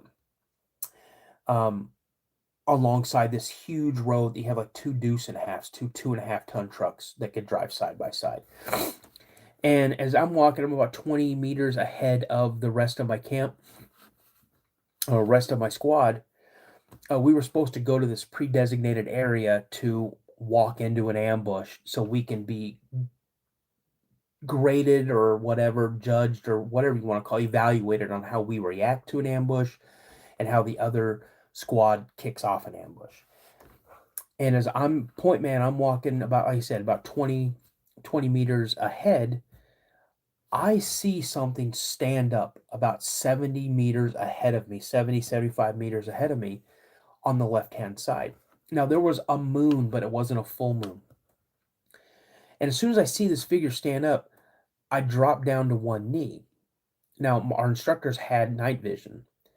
My instructor sees me drop down to one knee, and he comes running up. What's your problem? What are you doing? We got to get to this place. I go, I just saw something stand up about 70, 75 meters ahead on the left. So he goes, he's looking, and he doesn't see anything. He's like, there's nothing. There's nothing over there. Get up, and we got to go. So I get up, and he runs back. I hear him run back. So now I start walking. I take maybe 25 steps at the most. And this thing jumps up, like literally stands up and jumps. Lands in the middle of this road. This road was maybe, I don't know, 25 to 30 feet wide. And one bound jumps in the middle of the road, and then another bound jumps to the other side. Now, when I see this thing jump up into the air, I immediately drop to the ground, roll to my right, and I try to get underneath some bushes. This thing hits the other side of the road and takes off running at a diagonal direction away from us. And he's making whatever, is making all of this noise. Like it's a bulldozer going through the woods. My instructor comes running up. He kicks me and says, get up. What are you doing? And it not like he booted me, kind of like nudged me to get up. I get up. And I go, I just jumped across the road. I just saw it. He's like, you didn't see anything. What are you doing? Well, he told you we got to get over there. And just as he finished that, like, part of that sentence, we hear automatic fire, gunfire take off. It's just M60 machine gun starts barking. M16 start barking. And my instructor's like, let's go, let's go. So all of us, my whole squad, we take off running as fast as we can. We get there in a couple minutes to where we were supposed to be. His instructor hears us coming. They meet up, my instructor, their instructor, and they start yelling at each other like, what's going on? You sent one of your guys over here, blah, blah, blah, blah. It ran through our ambush. It scared the hell out of one of my airmen. The whole time you can still hear this thing running through the woods. As we're running up to this ambush here, we hear ceasefire, ceasefire, ceasefire. And you can still hear this thing taking off. Now, you guys, we didn't have any live ammunition. It was all blanks. And he said whatever it was, it ran through their position. It scared the heck out of some of his airmen, and they just started opening fire. Now, I looked at my instructor. He looked at me, and all I did was like, I know what I saw. And that was like my other encounter. So, if you guys want to hear any stories, any reports, let's see if I get this thing going. My computer went to sleep.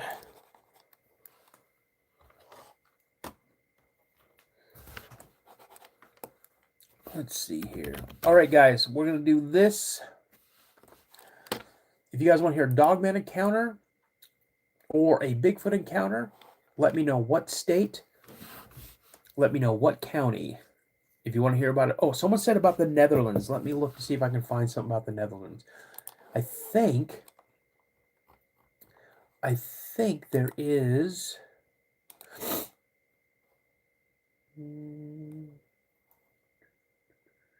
Nope. I thought there was a Dogman encounter in the Netherlands, but I don't see it. Let me do this though.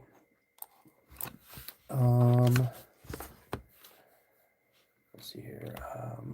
Are there any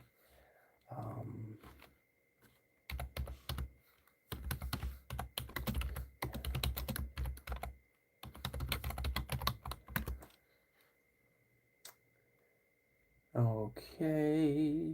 Well, I mean, in the Netherlands, you have gnomes like the Gnome King, Kyrie. Let's see here.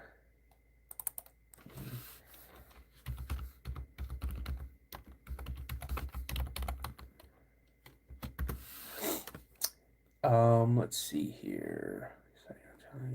In the Netherlands, spring. Where's the Netherlands spring at? Became known after an incident with a Bigfoot-like creature. There were apparently there is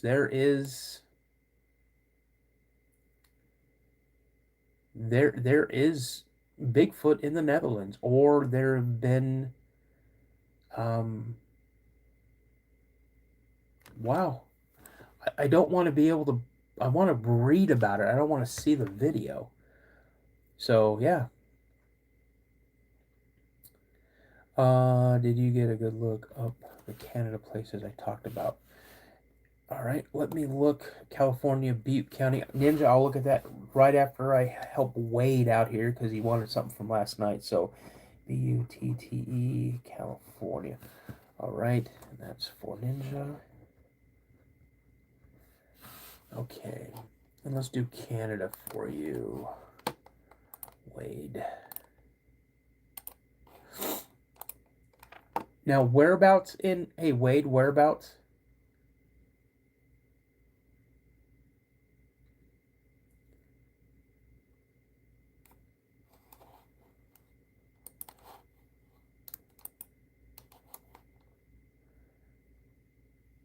Yes, there are encounters of dogmen. I have one in Lynn County.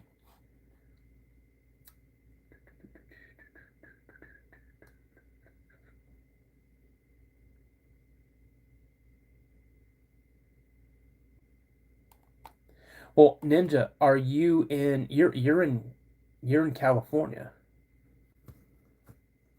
So next Saturday, a week from tonight, um, what province is that in, Battleford? Um, I'll be doing 50 States of Fear, and we're going to be covering Oregon. Saskatchewan? Okay, let me look here. Saskatchewan. Okay, so there, I see one Class A that happened in 92. But I don't see that place that you're talking about. Let's see here. Possible sighting by motorists south of Green Lake. Possible sighting by duck hunter near Wakwa. Hunters hear possible vocalizations and find strange deer kill outside Christopher Lake in Saskatchewan. Here's something, Churchill River, Cypress Hills Interprovincial Park, and then McCaig. I think that's what it is. So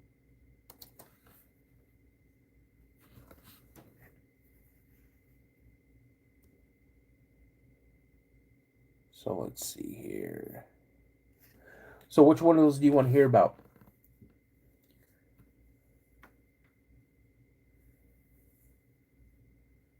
Oh, Mount Hood. I heard there are some definitely things going on in Mount Hood.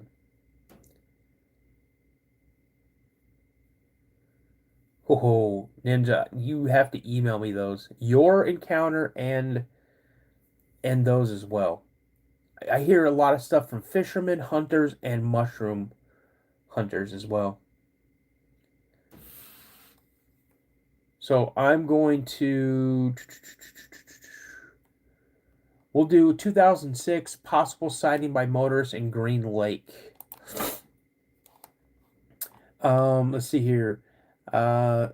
Around Janet, good night. Around 15 kilometers south of Green Lake, Saskatchewan, on the west side of Highway 155. Seen in a ditch going into the brush.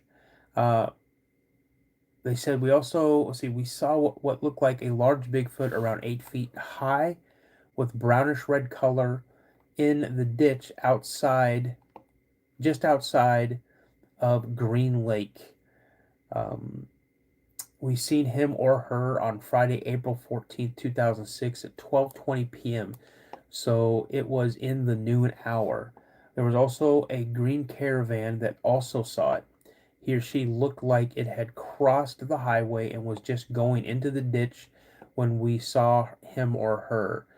It was leaned in a forward. It was leaning in a forward motion, taking what looked like large steps into the brush, as it was in the ditch when we saw it. I know it was not a bear or anything of that nature, and they said they were calling the police to report it. It was 2 adults and 2 children in the car. Also, a van ahead of us saw it. Not sure how many people were in that. So there's that one.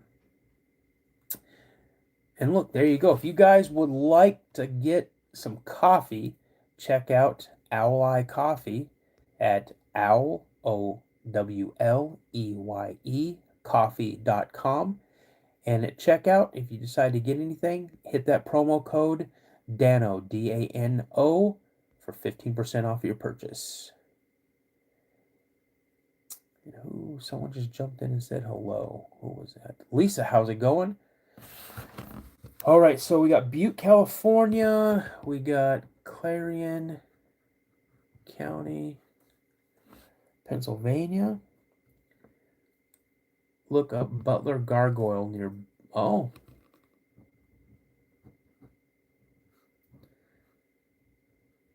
See, that's something I haven't had on my channel. I would love to have it on there. All right. Let's see here. All right, so let's look up Butte, California.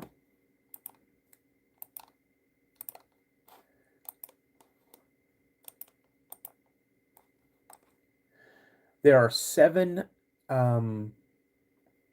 What's up, Benny? Benny, it says Benny doesn't know. That's a cool name. Yes, I do believe in Bigfoot. And the reason I believe in Bigfoot is because I saw Bigfoot when I was 12. Butte, California has 7 reports. Oh, okay, this is a cool one, you guys. I love it when I find these. Forestry worker observes a Sasquatch in clear cut near Feather River. This is kind of a long one. Let's check it out. Let's see here. They're saying this story began in 1993. At the time, they worked for the U.S. Forest Service, Plumas National Area or National Forest. At the time, it was called the La Porte Range District. Long before this, as a young boy, my father had taught me to hunt, fish, and trap. I made my spending cash in junior high and high school by trapping, and like most young men, thought I was Mr. Outdoors. I was in reality a very good outdoorsman with several mountain lion sightings in my hunting and working career, 16 to be in fact. Many were very close range, within a few yards, much too close, but onto my only Bigfoot sighting. So you guys, this right here, this is kind of cool, because think about this. We all know mountain lions are real. We know they exist. To see a mountain lion out in the wild is an absolute rare thing to see. It's an absolute rare thing to say. Not making it up. Victor, I would love to hear your story. A lot of people, you caught their attention. I hear, wow, Victor, oh my gosh, oh my goodness. So if you've had an encounter, please send me an email. Van life. Chilling now, got a new campsite. Okay, cool. Lisa, what's going on? Your daughter's backyard is a Pine Barrens. Cool. Can someone, one of my mods, can you please drop my email address in the chat?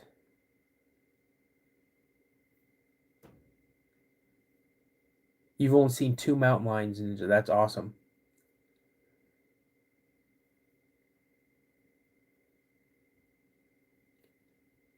There's my email address, the Cryptid Podcast 72 at gmail.com. The Cryptid Podcast 72 at gmail.com. If you guys have had an encounter and you'd like to come on the show or share your encounter with me, there's my email address, the Cryptid Podcast 72 at gmail.com. If you guys are new to the chat, new to the channel, drop a 1 in the comments. Let us know where you're from. And if you would like to check out any one of the over 100 episodes I have, if you like what you hear, like what you see, please consider subscribing to the channel. Okay, so back to this encounter in California. Let's see here. Does it give me? So the nearest town, Ninja, for where this sighting occurred was Feather Falls. And I don't know if you know where that is.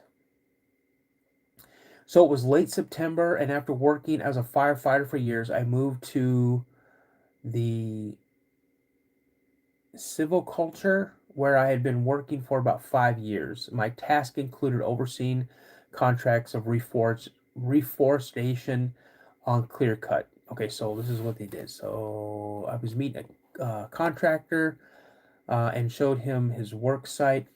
And when I was in the process hold on. And then I was to proceed to the far end of Weston Ridge, which drops off into the middle fork of the Feather River in Northern California out of Oroville. It's a very, very remote area designated as Wild and Scenic Waterway.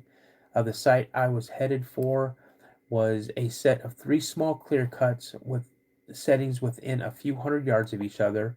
We refer to them as the mountain lion clear cuts because a lion lived in the area, and between 4 of us, it had been seen 5 times in 3 months. Okay. The clear cut I was going to was the northernmost one, which is about 12 acres. It was basically a square-shaped clear cut that sloped gently up a hill. In the lower northwest corner was a patch of forest that was not cut, about 20 feet circumference, and located just a few yards into the clear cut from where you would park. I arrived at the site about 11:20 in the morning, decided to eat lunch. I got started and thought I would get into the clear cut area while I ate to see if the lion would come by. I don't care if there's a mountain lion up there. There's no way I'm getting out of my truck. I ate lunch and took an additional 30 minutes break, being very still and quiet, looking for the lion. He never showed up, so I had work to do. This day, I was counting the number of trees in the clear cut that had been planted in spring. Let's see, taking a compass. Okay, I want to get into it. Here we go.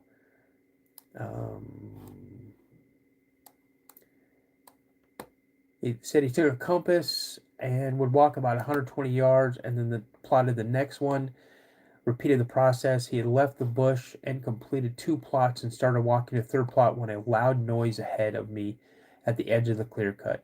The noise was so loud that I assumed it was a cow, and I did not even look up. After a few more steps, more noises, and this time I instinctively did look up to see a large creature walking up the edge of the brush line about 3 feet out of the clear cut. It was about 110 yards away. This creature was walking north, away from me at a 90-degree angle on 2 feet. I stood very still. I stood very straight up and down while walking. I think it meant it did. It only walked a few feet and then stopped, leaned over slightly, and rested its forearm on a tan oak that was bent and facing horizontally in the air about 4 feet high. At this time, it was no further than 125 yards away. It remained there for about 45 seconds, with its head turned over to its left shoulder, looking at me. Its head or chin did not set or rest on its shoulder, as it did not seem possible for a creature to do this. But its entire face was visible except for its lower mouth and chin. The creature was oriented so that I could see the entire left side of its head to its leg and about 1 foot from the ground. In addition, I could see its entire back and the back of its right leg from head to ground. I could not see anything else of the right side or the front of the creature. It stood, they said, about 7 feet tall. It was lean, and I would guess between 350 to 400 pounds. Uh, it may have been heavier. It's hard to determine without ever seeing the front of the creature. Its legs, although a little longer than a man, seemed proportionate to its shape. From the waist up, however, the creature was very, very large. I would guess about 45 to 50 inches waist, but 80 to 90 around the shoulders. 80 to 90 inches around the shoulders. It seemed very man-like, covered in 2 or 3 inches of hair that was brown, reddish brown on the legs. It got somewhat darker to a more browner color as it went up its back. The hair was much shorter and thinner around the buttocks. Uh, it got longer and thicker as it went up its back. The hair on its back was not as long as it was on its legs, but by the time it got to its shoulders, it was long again and brownish to dark brown. The hair coming down the arms from shoulders to elbows was red, about 2 inches long at the elbow. The hair ended, and the actual elbow was covered with skin like leather that was black in color. Oddly enough, this is the feature that stands out the most to me to this day.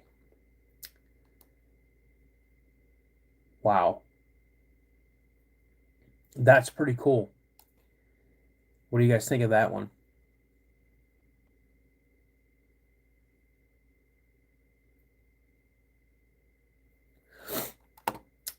All right, let's look at Carrion, PA. I'm going to hit Pennsylvania now.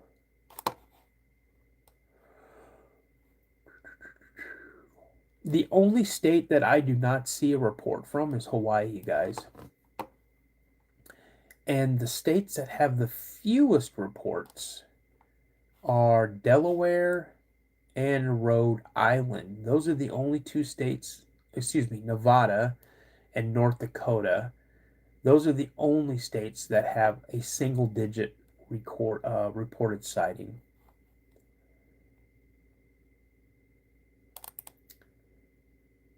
Let's see here.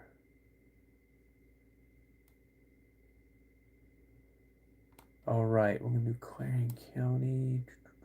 I don't know if I spelled that right. Clarion. One reported sighting in Clarion County. So this, who wanted to see Pennsylvania? Who wanted to hear Pennsylvania?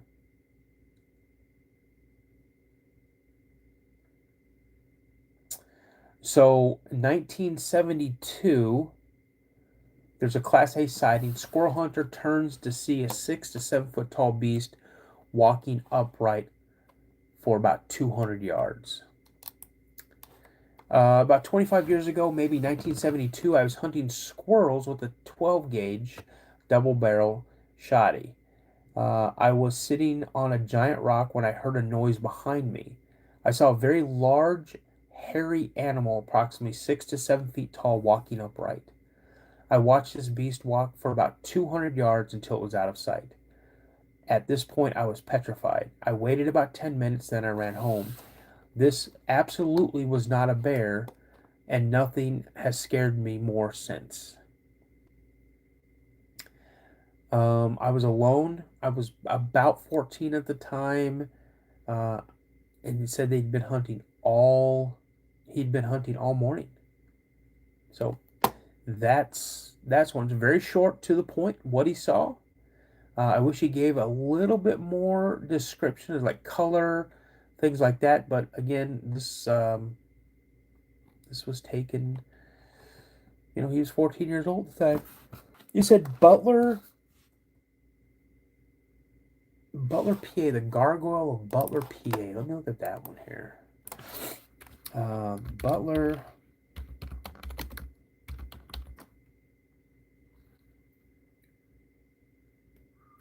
Oh, here it is right here. Butler gargoyle. Okay, we'll look at this here. All right. Cool, cool, cool. Let me show you a rendering. This is a witness rendering of it. Let me put this around. So check this out, guys. So they're saying this is what the Butler gargoyle looks like. Okay. What's up, Don Donaldson? Again, guys, this is the Butler gargoyle. This is a rendition. Check that out. All right.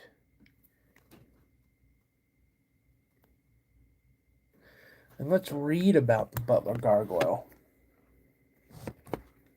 All right. Let's see here. Come on now. The Butler gargoyle is a Mothman-like creature at around 7 to 8 feet tall, or 2 to 3 meters. It was sighted from June 93 to about March 2011. It was described as having a bicycle helmet-like head and pale grayish skin. The first sighting was June of 93. Witnesses were working at Allentown. I can't pronounce it. Alani County, PA, when they saw a 7-foot tall creature walk in front of their car and was not at all scared of it. What? In March of 2011, a man was driving a rural road when he thought he was coming up on a deer. When he got closer, however, he saw that it was 7 to 8 feet tall and it had a Mothman-like structure. Another witness claims to have seen a Mothman-type creature as they came out of a bar. Considering they were drinking, it's highly unlikely. So again, it's funny. It has made some popular pop culture. There's I guess a game card that depicts the Butler gargoyle. There's not really much on this. There's not really much on it. I mean, I wish there was more on it, but there's not. That's pretty interesting, though. I'll definitely have to look that up and see if I can find more information about that. Fisherman, what is going on, man? How have you been? How have you been? Medusa is the same thing as a gargoyle? No, it's not. It's not. Oh, not good, man? Oh, brother. Sorry to hear that, man.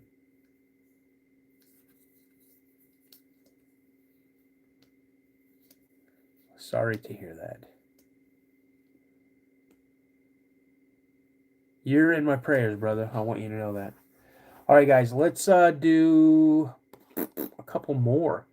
Who wants to hear that Oregon Dogman encounter?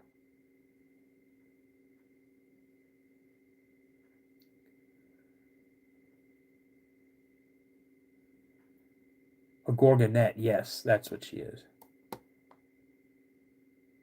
Okay, so Lynn County, Oregon, here's this Dogman encounter.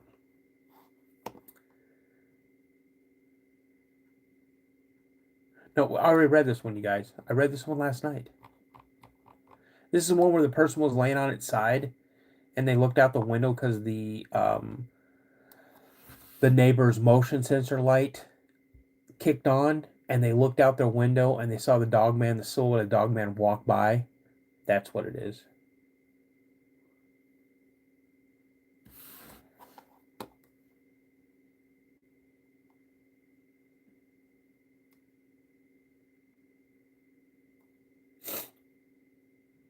You want to hear the one I read last night?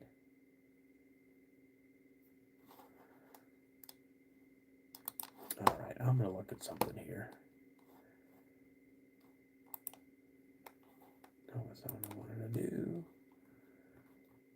this.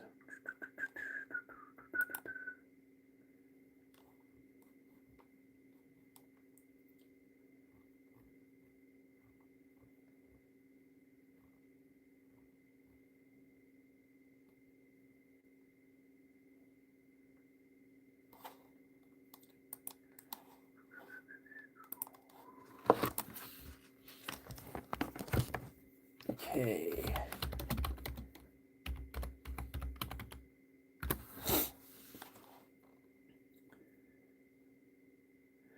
Okay, so let's squash this debate about Medusa.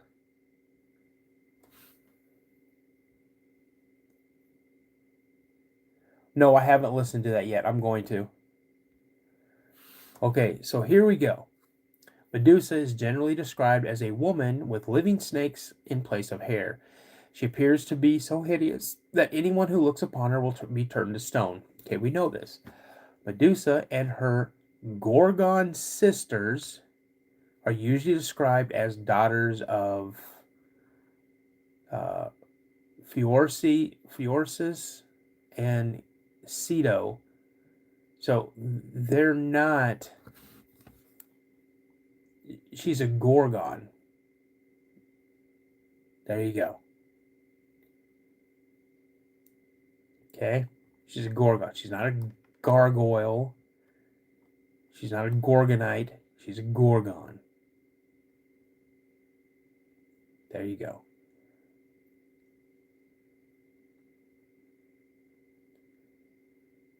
Yeah, I'll definitely try to get her on. I mean, I know Jeff's going to try to put me in contact with her. Let's see here.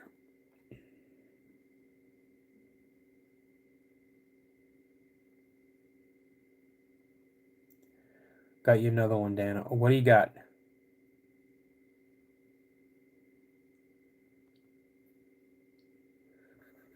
Greene County, South Carolina. Nope, Sinbad didn't. It's Perseus. Perseus defeated her.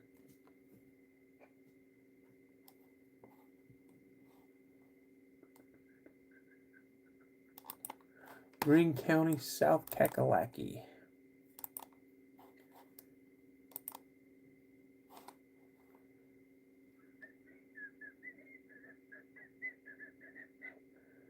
What's facts?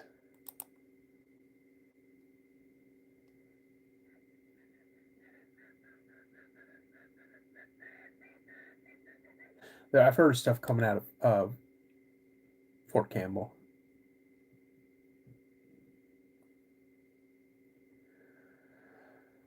Okay, Greenville. You mean Greenville?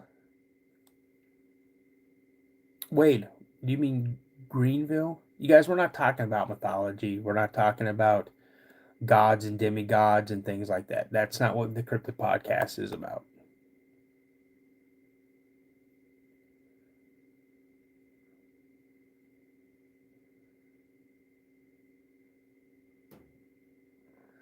This isn't a mythology lesson.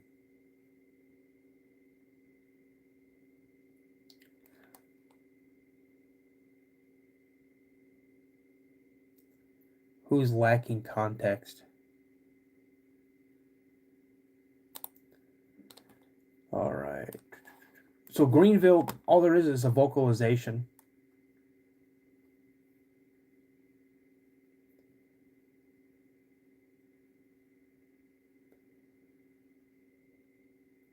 At Greenville County.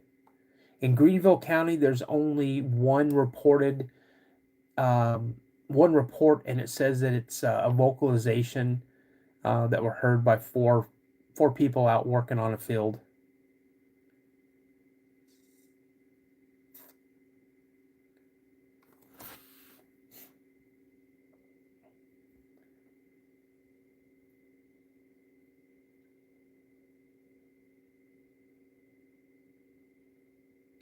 There is no Greene County in South Carolina. You have Greenville County and you have Greenwood County. Greenwood County has no reported sightings, and Greenville only has one, but it's a vocalization.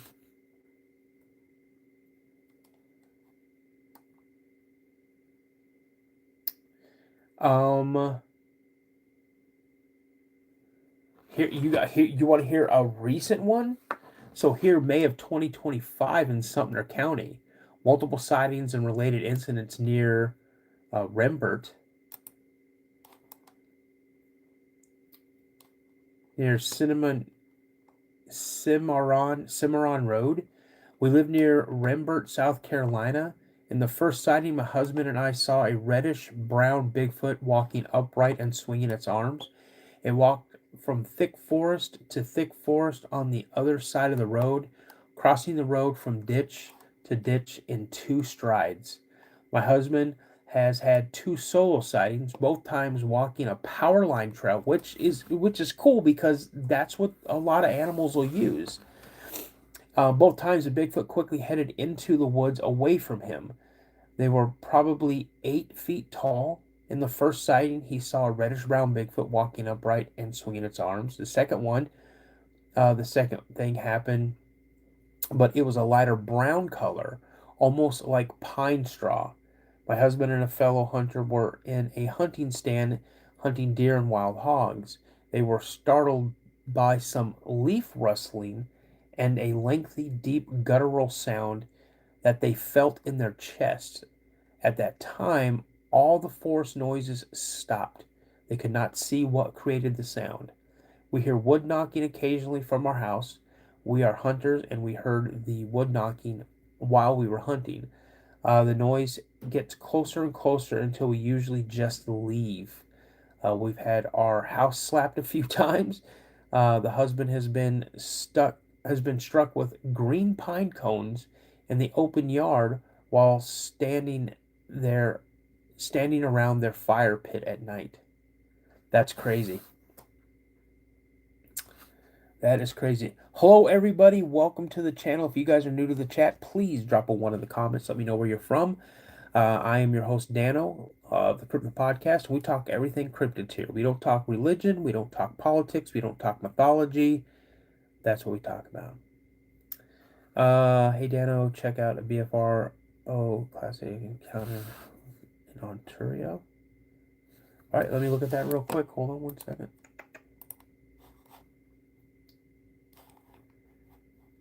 Okay, you said Ontario.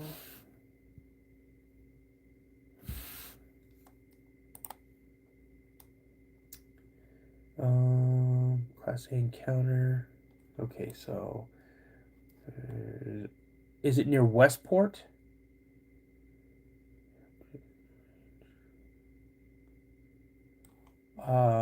Sioux Narrows, Fort Francis.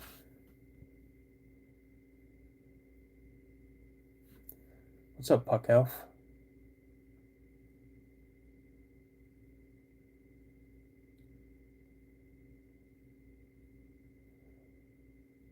All right, Thomas. I'm gonna look real quick. I mean, there's a lot of Class A sightings. I'll look at the most recent one here. Let's see here.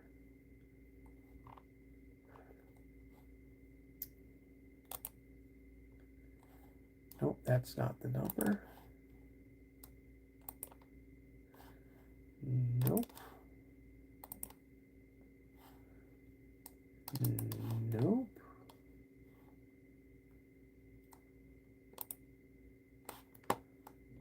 Nope.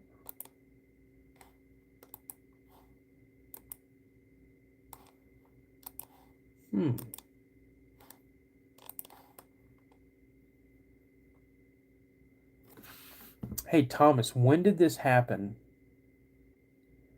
It occurred in 2003. Okay, so let me take a look here. That might narrow it down because there's quite a bit. So, 2003. Was it a sighting or... Okay, October 2003. 7139, is that it? Let me go back here and look, my friend.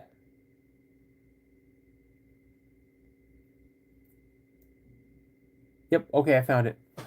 You guys, here we go. October 14th, 2003. So 2003. Um, okay. Near Searchmount, Ontario, Canada, Ranger Lake Road. Before I start, let me give you my background. I'm 50. I have 2 kids, 2 grandkids. I've been married over 29 years. Have been a Toronto police officer for over 28 years. I started shooting when I was 7. Started hunting woodchucks and rabbits when I was 8 or 9. I did a lot of fishing, boating, camping, hiking when I was a kid. Started hunting deer, bear when I was about 14 or 15. And have ever since. Started hunting moose about 14 years ago. My parents were Salvation Army officers and was transferred all over Canada. I have done all the above all over Canada during my young years and continue now in Ontario, where I permanently reside in Ajax, which is just about 10 minutes east of Toronto. For the last 10 years, I've hunted moose about 30 miles northeast of Sault Ste. Marie. Oh, Sault Ste. Marie, Ontario, where a small town called Searchmount near Northland Lake. Sault Ste. Marie, that's also up near Michigan, up in the UP. Over the years, I have seen all kinds of wildlife. Okay, we get that. Um, let's see here. The moose. Let's see.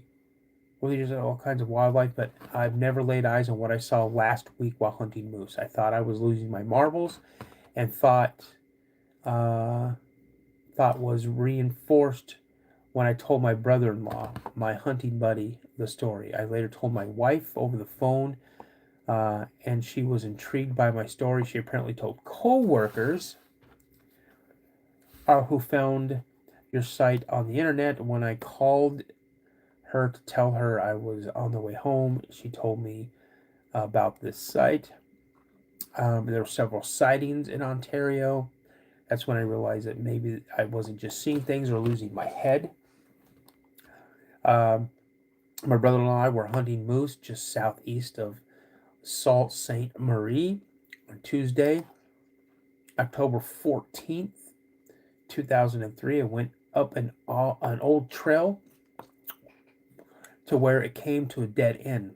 I got stuck on my ATV in the mud, but managed to get it out and turn around. I went partway back down the trail to where I found a clearing and parked on the west side where I could see about 200 yards north and south. I stopped there at about 7:45 a.m. I put out some moose cow and heat urine scent on the surrounding trees, and a few minutes later did a moose cow call on my horn. I looked at my watch, which said it was 8:05 a.m. At about 8:15, it started to rain. I didn't want to get my gun wet, so I put it in the back in the gun boot on my ATV. The rain helped hide my scent, but at the same time makes it noisy in the bush with the water hitting the ground, leaves, trees. At about 8:30, I started hearing footsteps and snapping twigs coming from the northeast of my position. Due to the rain, it disguised this noise until it was very close to me, and because of that, I wasn't ready. All of a sudden, I heard a distinctive sound of a bull moose raking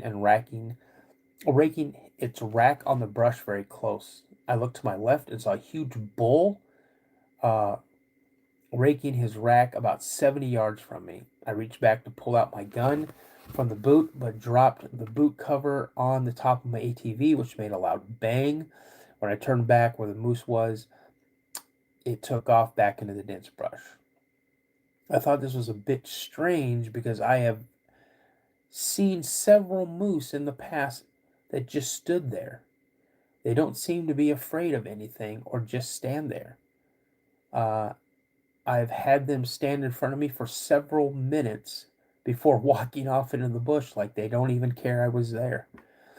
But this time I couldn't understand why this one took off so fast. I stayed still for about an hour hoping it would come back. During that time, I called on my horn and heard him rake his rack on the bush twice and grunt at me as he headed off in a southerly direction through the bush. It turns out that there was a gully just out of my line of sight that he used to walk around me and disappeared. I was, let's see, I was later able to raise my brother in law on the radio, who showed up and went back to where I had seen the moose. He checked the brush, found fresh tracks. He's stating that he sprayed more cow scent. By the time it was around 12:30, he decided he would sit back the rest of the day, hoping to see the bull come back. He ate lunch. Um, During this time, my back was to the gully that the bull had used and walked around. At about 1:30, he started hearing heavy thumps behind him every now and then. Every time I heard one, I would turn around, but there was nothing there. I should mention that it was still raining. The sound of the rain hitting the ground or the leaves was quite loud, but these thumps were much louder. They sounded like a stone or something heavy hitting the ground, but every time I turned around, I saw nothing. At about 5:25 p.m., he got off the ATV to stretch his legs, to have a smoke, put his gun up. Let's see, ATV to make sure it was within reach, stood in front of the ATV facing the gully where it was at my rear prior. While I was having a smoke, I started hearing the distinctive sound of footsteps coming up from the gully, snapping branches and leaves crunching. I kept my eyes on the gully while I reached for my rifle. I thought the bull was coming back. When I looked into the gully about 40 yards straight in front of me, I saw what I thought was a man walking towards me. He was stooped over and looked like he was having trouble walking in the bush. He grabbed a tree and swung himself around and ducked or dove down behind some thick brush. The total time this took was 3 to 5 seconds, and he was gone. He looked to me as if he was dressed in all black with a black torque or baklava on his head. The reason I thought he was wearing a torque on his head was it seemed to be long at the back like a man wearing one. It looked to me like he was wearing a jacket, and the front of his jacket was open halfway where I could see different colors of lining showing around the neck area. It looked like it was light gray or almost blue on the chest area in the shape of a V. I couldn't really say how tall it was, but its legs were behind thick brush, and I could only see about mid-thigh. But I would have guessed at the time he was anywhere between 5'8" and 6 feet tall. But he was about 40 yards away, and it's hard to judge height or size in the bush when you're not sure of the distance. His arms seemed too long for a man's, but they were extremely muscular, like a bodybuilder, with the typical V-shaped build. There was definitely no fat on him at all. I could see the different muscle groups in his upper body and arms bulging out, and could see that it had a washboard stomach. When he grabbed the tree, I saw that he had hands, not paws. He swung around the tree and dove for cover as if trying to hide from me. As I said earlier, it was a dull day and was raining, and he looked wet. He was covered with black or brownish hair, and it looked like the hair was stuck to him fairly close because he was all wet. What also gave me the bodybuilder impression was that he seemed to have no neck, or he had too much muscle on his shoulders that gave it that appearance.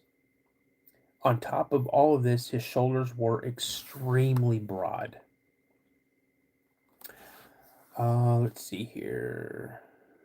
Let's see if he's seen anything else. He said he heard a hoarse, raspy cough, followed by a long, sad-sounding howl. It sounded like a wolf howl, but much deeper than any wolf he's ever heard. The sound came from about 20 yards from where he had first seen it dive for cover. When I first saw it, I thought it was a man, maybe lost in the bush. Was not wearing any orange at all. And if he's lost, why doesn't he just ask for help? I asked myself. But the howl he made me realize quickly that this was no man. The next thing going through my mind was, what the heck was that? This was not a moose. It was definitely not a wolf or a bear. It was nothing like I'd ever seen in the 35 years of hunting in these woods. What it looked like to me was a gorilla or very close to one, but it walked upright, not on all fours. I stood there motionless for almost a half an hour, or excuse me, hour and a half, waiting to see if it would show itself again. So that's pretty crazy. Yeah. What do you guys think about that one? So, all right, you guys. Let's do two more. Dogman or Bigfoot. Let me know. And then I'm calling it a night. So two more. Bigfoot or Dogman.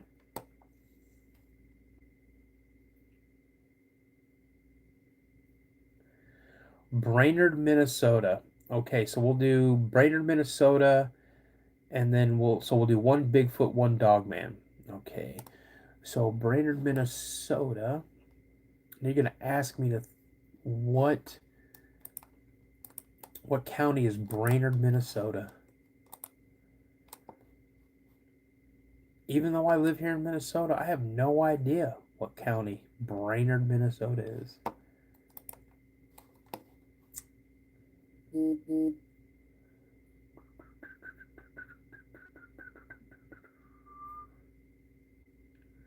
Brainerd is no, let me see. I don't think it's super far away from it. Might be an hour or so.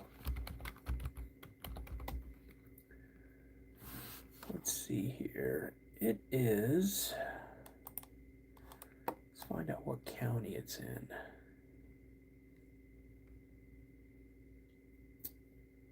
It's Crow Wing County. And let's see here.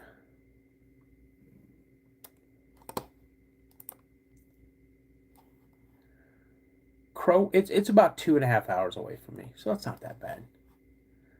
So Crow Wing County. Let's see what we have. Yep, one report. 1978. Husband and wife have a bedtime visitor at their window near Emily. So not in Brainerd. Nearest town is Emily, Minnesota. Crow Wing County. Nearest road is Crow Wing County 1. They call it Little Pine Road. Moments after I crawled into bed, my wife whispered to me, "Jim, there's something outside the window." So I quietly got up, and when I flipped the light on, I saw 3 sets of eyes. Each set of eyes was 5 to 8 feet apart, that were somewhat orange around the periphery, and vague outlines of the head were pressed against the window screen. One of the critters appeared to be stooping to see into the top of the window, about 6 feet above the ground. After a blood-curdling bisymbolic scream, the bipedal creatures ran off. We frequently heard animal sounds come from the woods that I used to describe as a baritone wolf howl, backwards in German. Unlike a wolf howl that started with a high pitch going low, these started with a low pitch that went high. So they heard like a siren yell. Yeah. So it looked into their bedroom window.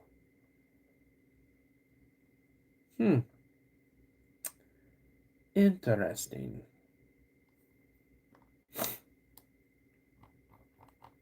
And then we'll do a Dogman one. Here we go. Dogman. Give me a state. What state you guys want to hear a Dogman?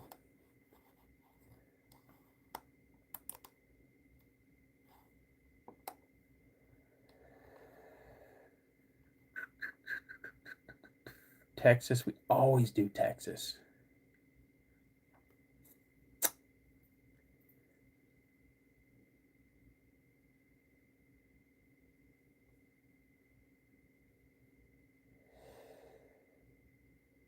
Alabama. Let's do Indiana. I haven't really heard anything come out of Indiana. Lola, what's going on? Hello, David James, what's going on? You guys, if I'm just seeing your name for the first time, I am sorry. I've been busy reading stories. So let's look at Indiana. Okay. Oh, you're in luck. We got one. So that means I'll be able to do another state. I've never heard of Dogman, but I saw one in town run past the floodgates down by the river on my way to the recently opened park that was closed due to the floodwaters. It didn't look like a scary werewolf, but more like a weird dog running on three legs. Its tail was curled up. I went on a quest to find out what it was because I've never hallucinated and I knew what I had seen. The ones most people are reporting are not exactly like what I saw. However, had it stopped to look at me, I'm sure I would have found him quite a bit more frightening. Okay, that's a lot to do about nothing. Okay, so let's see here. Which city was that in? Floyd County. It wherever there are some floodgates. So I'm not really sure. It gave zero detail as to where it was. It just said April of 2015. Okay, let's see. I know I had a bunch of people start. Let's see, Arkansas, Louisiana, New Mexico. Okay, so let me write these down here. Okay, hold on. So we headed Texas. I'll put Texas down. These are going to be Dogman encounters, you guys. New Mexico, Louisiana, Arkansas. Let's see here.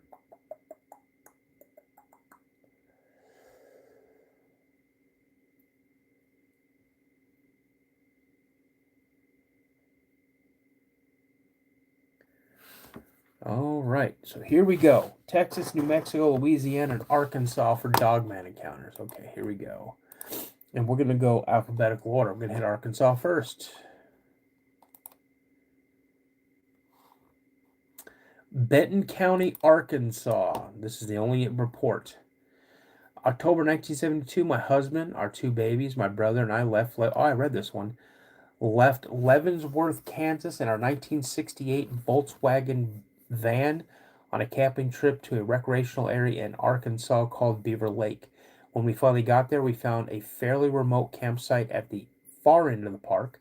We wanted to be alone as the babies woke up often during the night and needed to be fed. We did not want to disturb any other campers. Well, that was very nice of them. Shortly after pulling into our campsite, my brother pitched his tent next to the van. The rest of us were going to sleep in the van. The campsite was in an area with a horseshoe-shaped rocky terrace ledge that rose about 50 feet to around 100 feet as it curved around behind the four campsites. Because of mature trees and thick brush, daylight had trouble poking into our spot. Fast forward to that night, sometime around 3 a.m., 3:30 a.m., I heard some animal sounds on the ridge that I thought were being made by coyotes. The babies weren't asleep. The babies were asleep, and all was quiet otherwise. Now I peered out of the window, but couldn't see what was making the sounds because it was so dark. Still hearing odd yips and howls, I laid back down on the back seat. Moments later, There was a huge crashing bang on the van wall right next to my head. My husband leapt up out of a full sleep. My brother bolted out of his tent and jumped into the van with us. We were all in a panic, looking in every direction trying to see what had hit the van like that.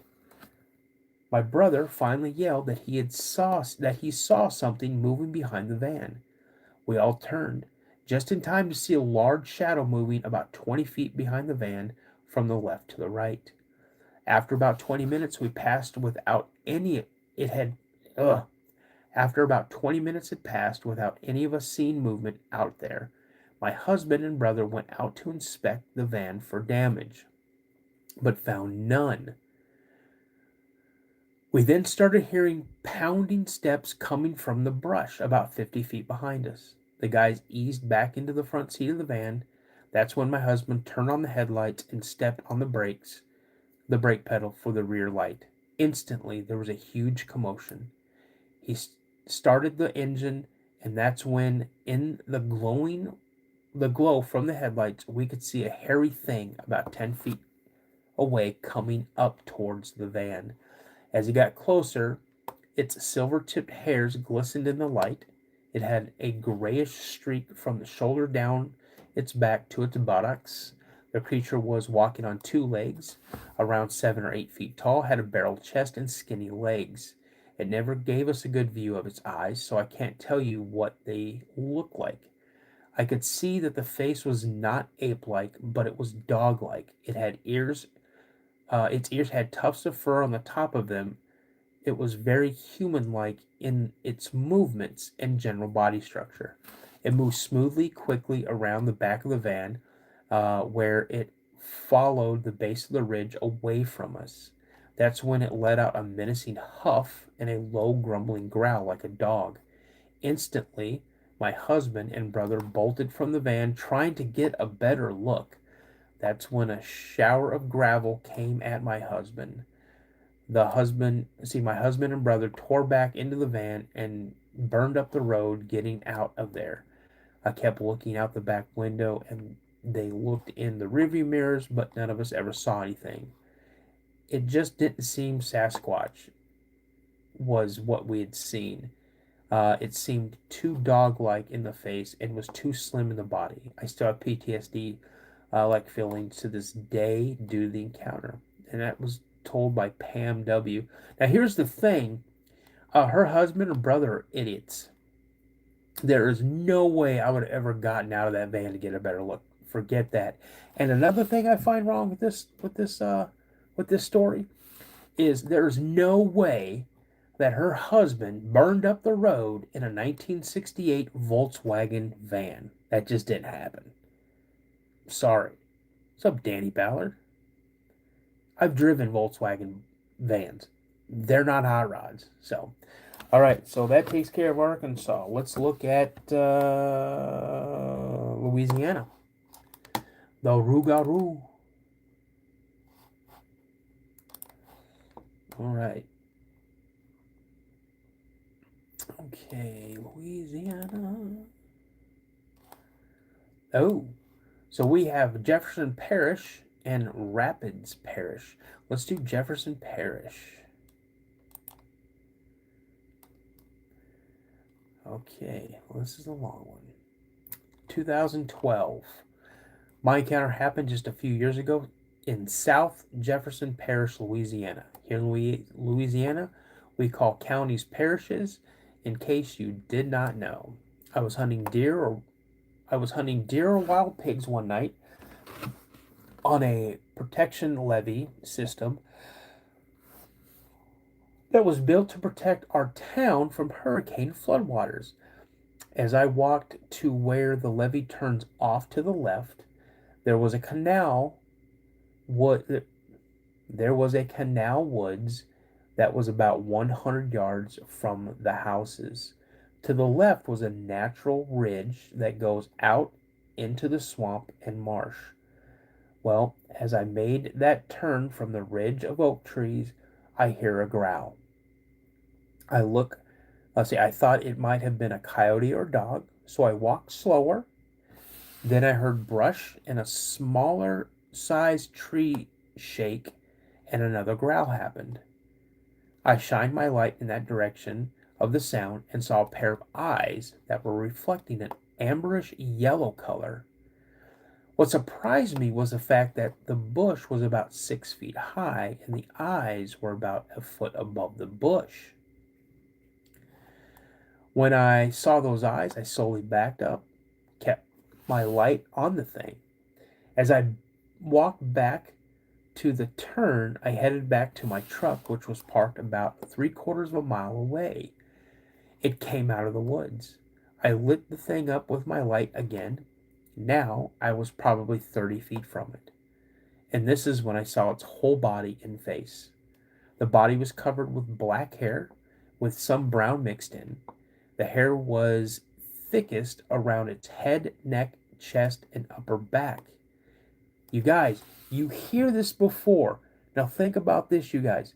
When you guys hear someone talk about seeing a dog man, they describe it having one of these. It looked a lot like a lion's mane, but wasn't as pronounced.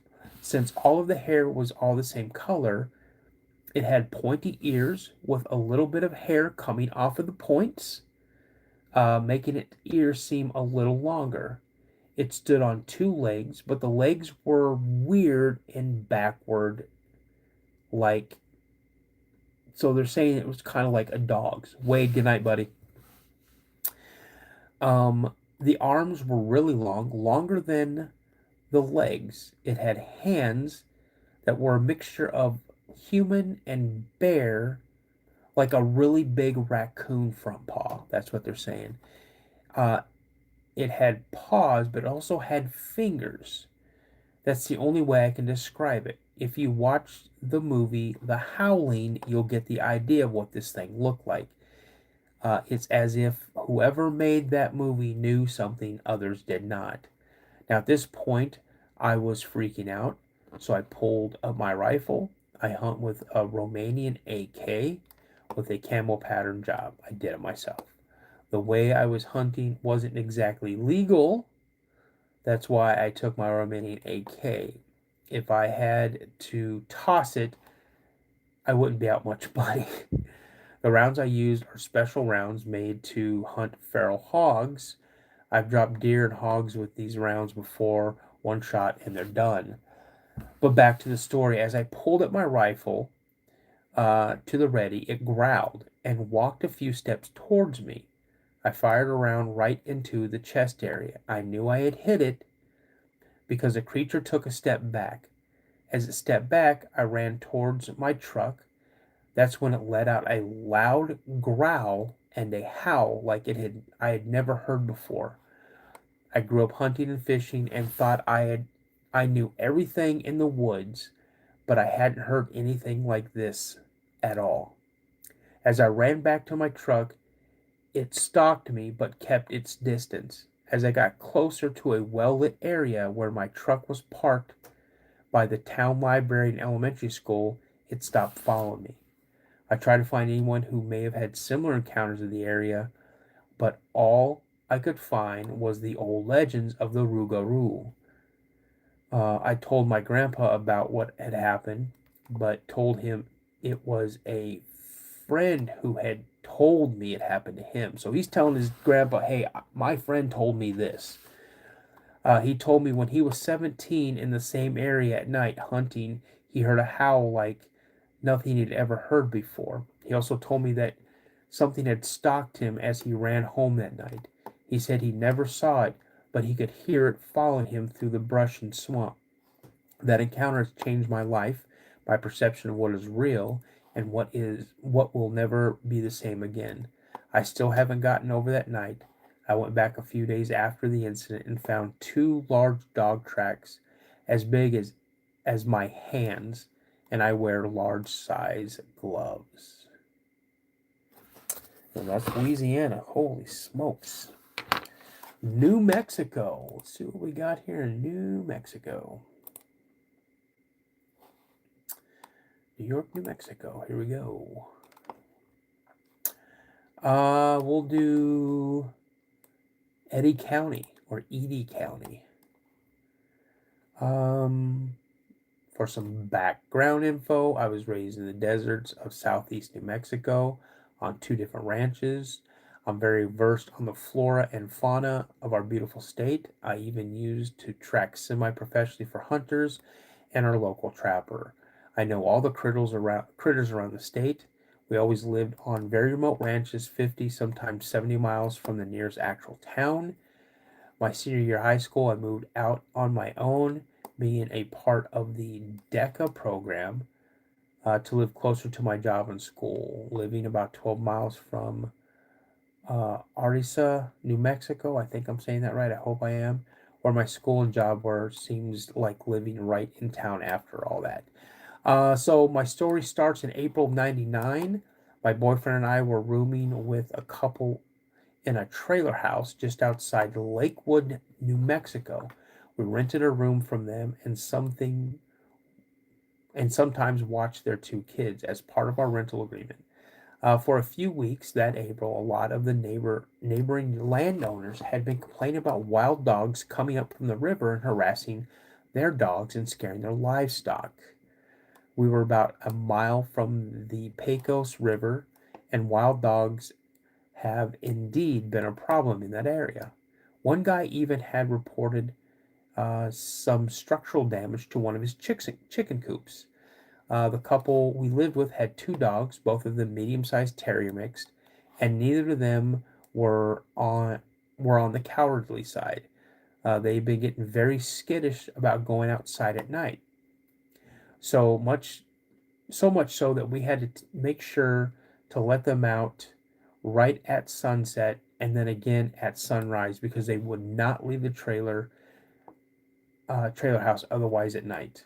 One Saturday night at about 11 p.m., near the end of the month, the 4 of us were sitting around watching TV and just basically talking about stuff when the dogs, who were asleep in the master bedroom on the far side of the house, started growling and barking at the window on the south wall of the bedroom. This was really unusual behavior for them, so we all got up to see what they were barking about. By the time we got there, the dogs had shifted their barking away from the window and seemed to be barking at the wall and along the wall, like they could smell something there, but it was moving. It was very, very strange. And when they came up to the end of the room, their barking just went crazy. Suddenly, from further down the wall, at the same time, about where the kitchen was, we heard a loud thump and scuffling sound. It was powerful enough that we actually felt it. The dogs at this point had now completely lost it. They cried out a high-pitched whine and just dove underneath the bed. We all ran out of the bedroom, down the hall, and into the kitchen to see what the heck was up. Peering out the kitchen window was pointless, as it was late, there was cloud cover, and the moon wasn't even out. We heard the scuffling noise again from further down the house. We went to the living room to see what was up. We were all really confused at this point. The next few moments seemed to happen in slow motion, appearing in the living room window from the right and from the left and looking right in on the glass with us well, I don't know what it was. From the shoulders up, I can only describe it as a man dog. Its shoulders were quite human, with short, sleek hair, but it had the head of what looked like a Rottweiler. And the teeth, oh my gosh, the teeth on this thing, all 4 of us screamed at about the same time. I guess that's what scared it off, because it just disappeared. The image is forever seared in my head. Also, of note, this was a trailer home, so the bottom of the window was easily 6 foot off the ground, meaning this thing was 7 feet tall, something. No matter how big of a dog or wolf it was, it could not have stood up and looked at us like that in the window. There you go. What do you guys think of that? That was New Mexico, and now we're going to hit Texas. And you guys, after this one, I'm going to have to call it a night because I am sleepy. So let's hit Texas. I don't know what I'd do if I look out a window and saw something looking in my house. Well, I know what I would do. I would take care of something. Time to turn the lights on. Betty. Let's see. And I read one of these. Let's do Freestone County. Oh, let's see here. I was out at my grandparents' house hunting coyotes as usual this time of year. I was hiking through my next door neighbor's land to get to the wooded cover land in the back. While I was hiking, I got this feeling I was being followed by something to my right. I stopped and switched the red tint on my headlamp to my spotlight, but didn't see anything. Then I switched back to my headlamp and pulled my rifle back up and continued to hike. It was around 6:15 a.m. and the sun was just coming up. I was sitting in a hide I had made the day before. That's when I saw something behind a group of trees on my left. It was crouched. I raised my rifle, looked through my scope, and froze when I saw the creature staring back at me. I panicked and fired a shot off. That's when it stood up and took off, deep into the woods. I sat there probably another 25 minutes before I decided it was safe to head out, and did so. Later the day, I grabbed my grandfather, and we both went out there where I had seen that creature when it stood up on two legs and took off. We measured where I had seen it. It was roughly 7.5 feet tall. To this day, I'm terrified to go out at night or in the early morning hours. Now, that's a short one, so I'm going to do one more from Texas. We'll do Trinity County. My encounter occurred 20 or so years ago, way before what I saw even had a name. My encounter with what you call a dogman happened one afternoon as my family and I were returning home from shopping. I was living in a little town in East Texas at the time. We lived about 10 solid minutes from any real signs of civilization. The town itself at the time had a population of around 500, and it took about 10 minutes of dirt road driving just to get to the gas station or general store. The nearest town was called Lufkin, and its population at the time was around 30,000. We headed home, and when we were on the first part of the longest dirt road we had to drive down, there were several large hills that would make your stomach churn if you hit them too fast. We had just gone over the first one of them on our journey home when I saw something up ahead. At first, I thought it was a deer. It was large and brown and was jumping over a barbed wire fence on the right side of the road. It leapt over the barbed wire fence and managed to not only clear the fence, but land roughly in the middle of the road. This already made me perk up a little, as that was an impressive jump even for a deer. As we got closer, whatever it was took another impressive lunge and made its way to the other side of the road, just shy of the barbed wire fence on the other side. It never stopped but continued up the embankment. I could swear as it propelled itself up the side, it looked back at us over its shoulder as if it were deciding what we were. I'm still not sure. Okay, and let's do one more.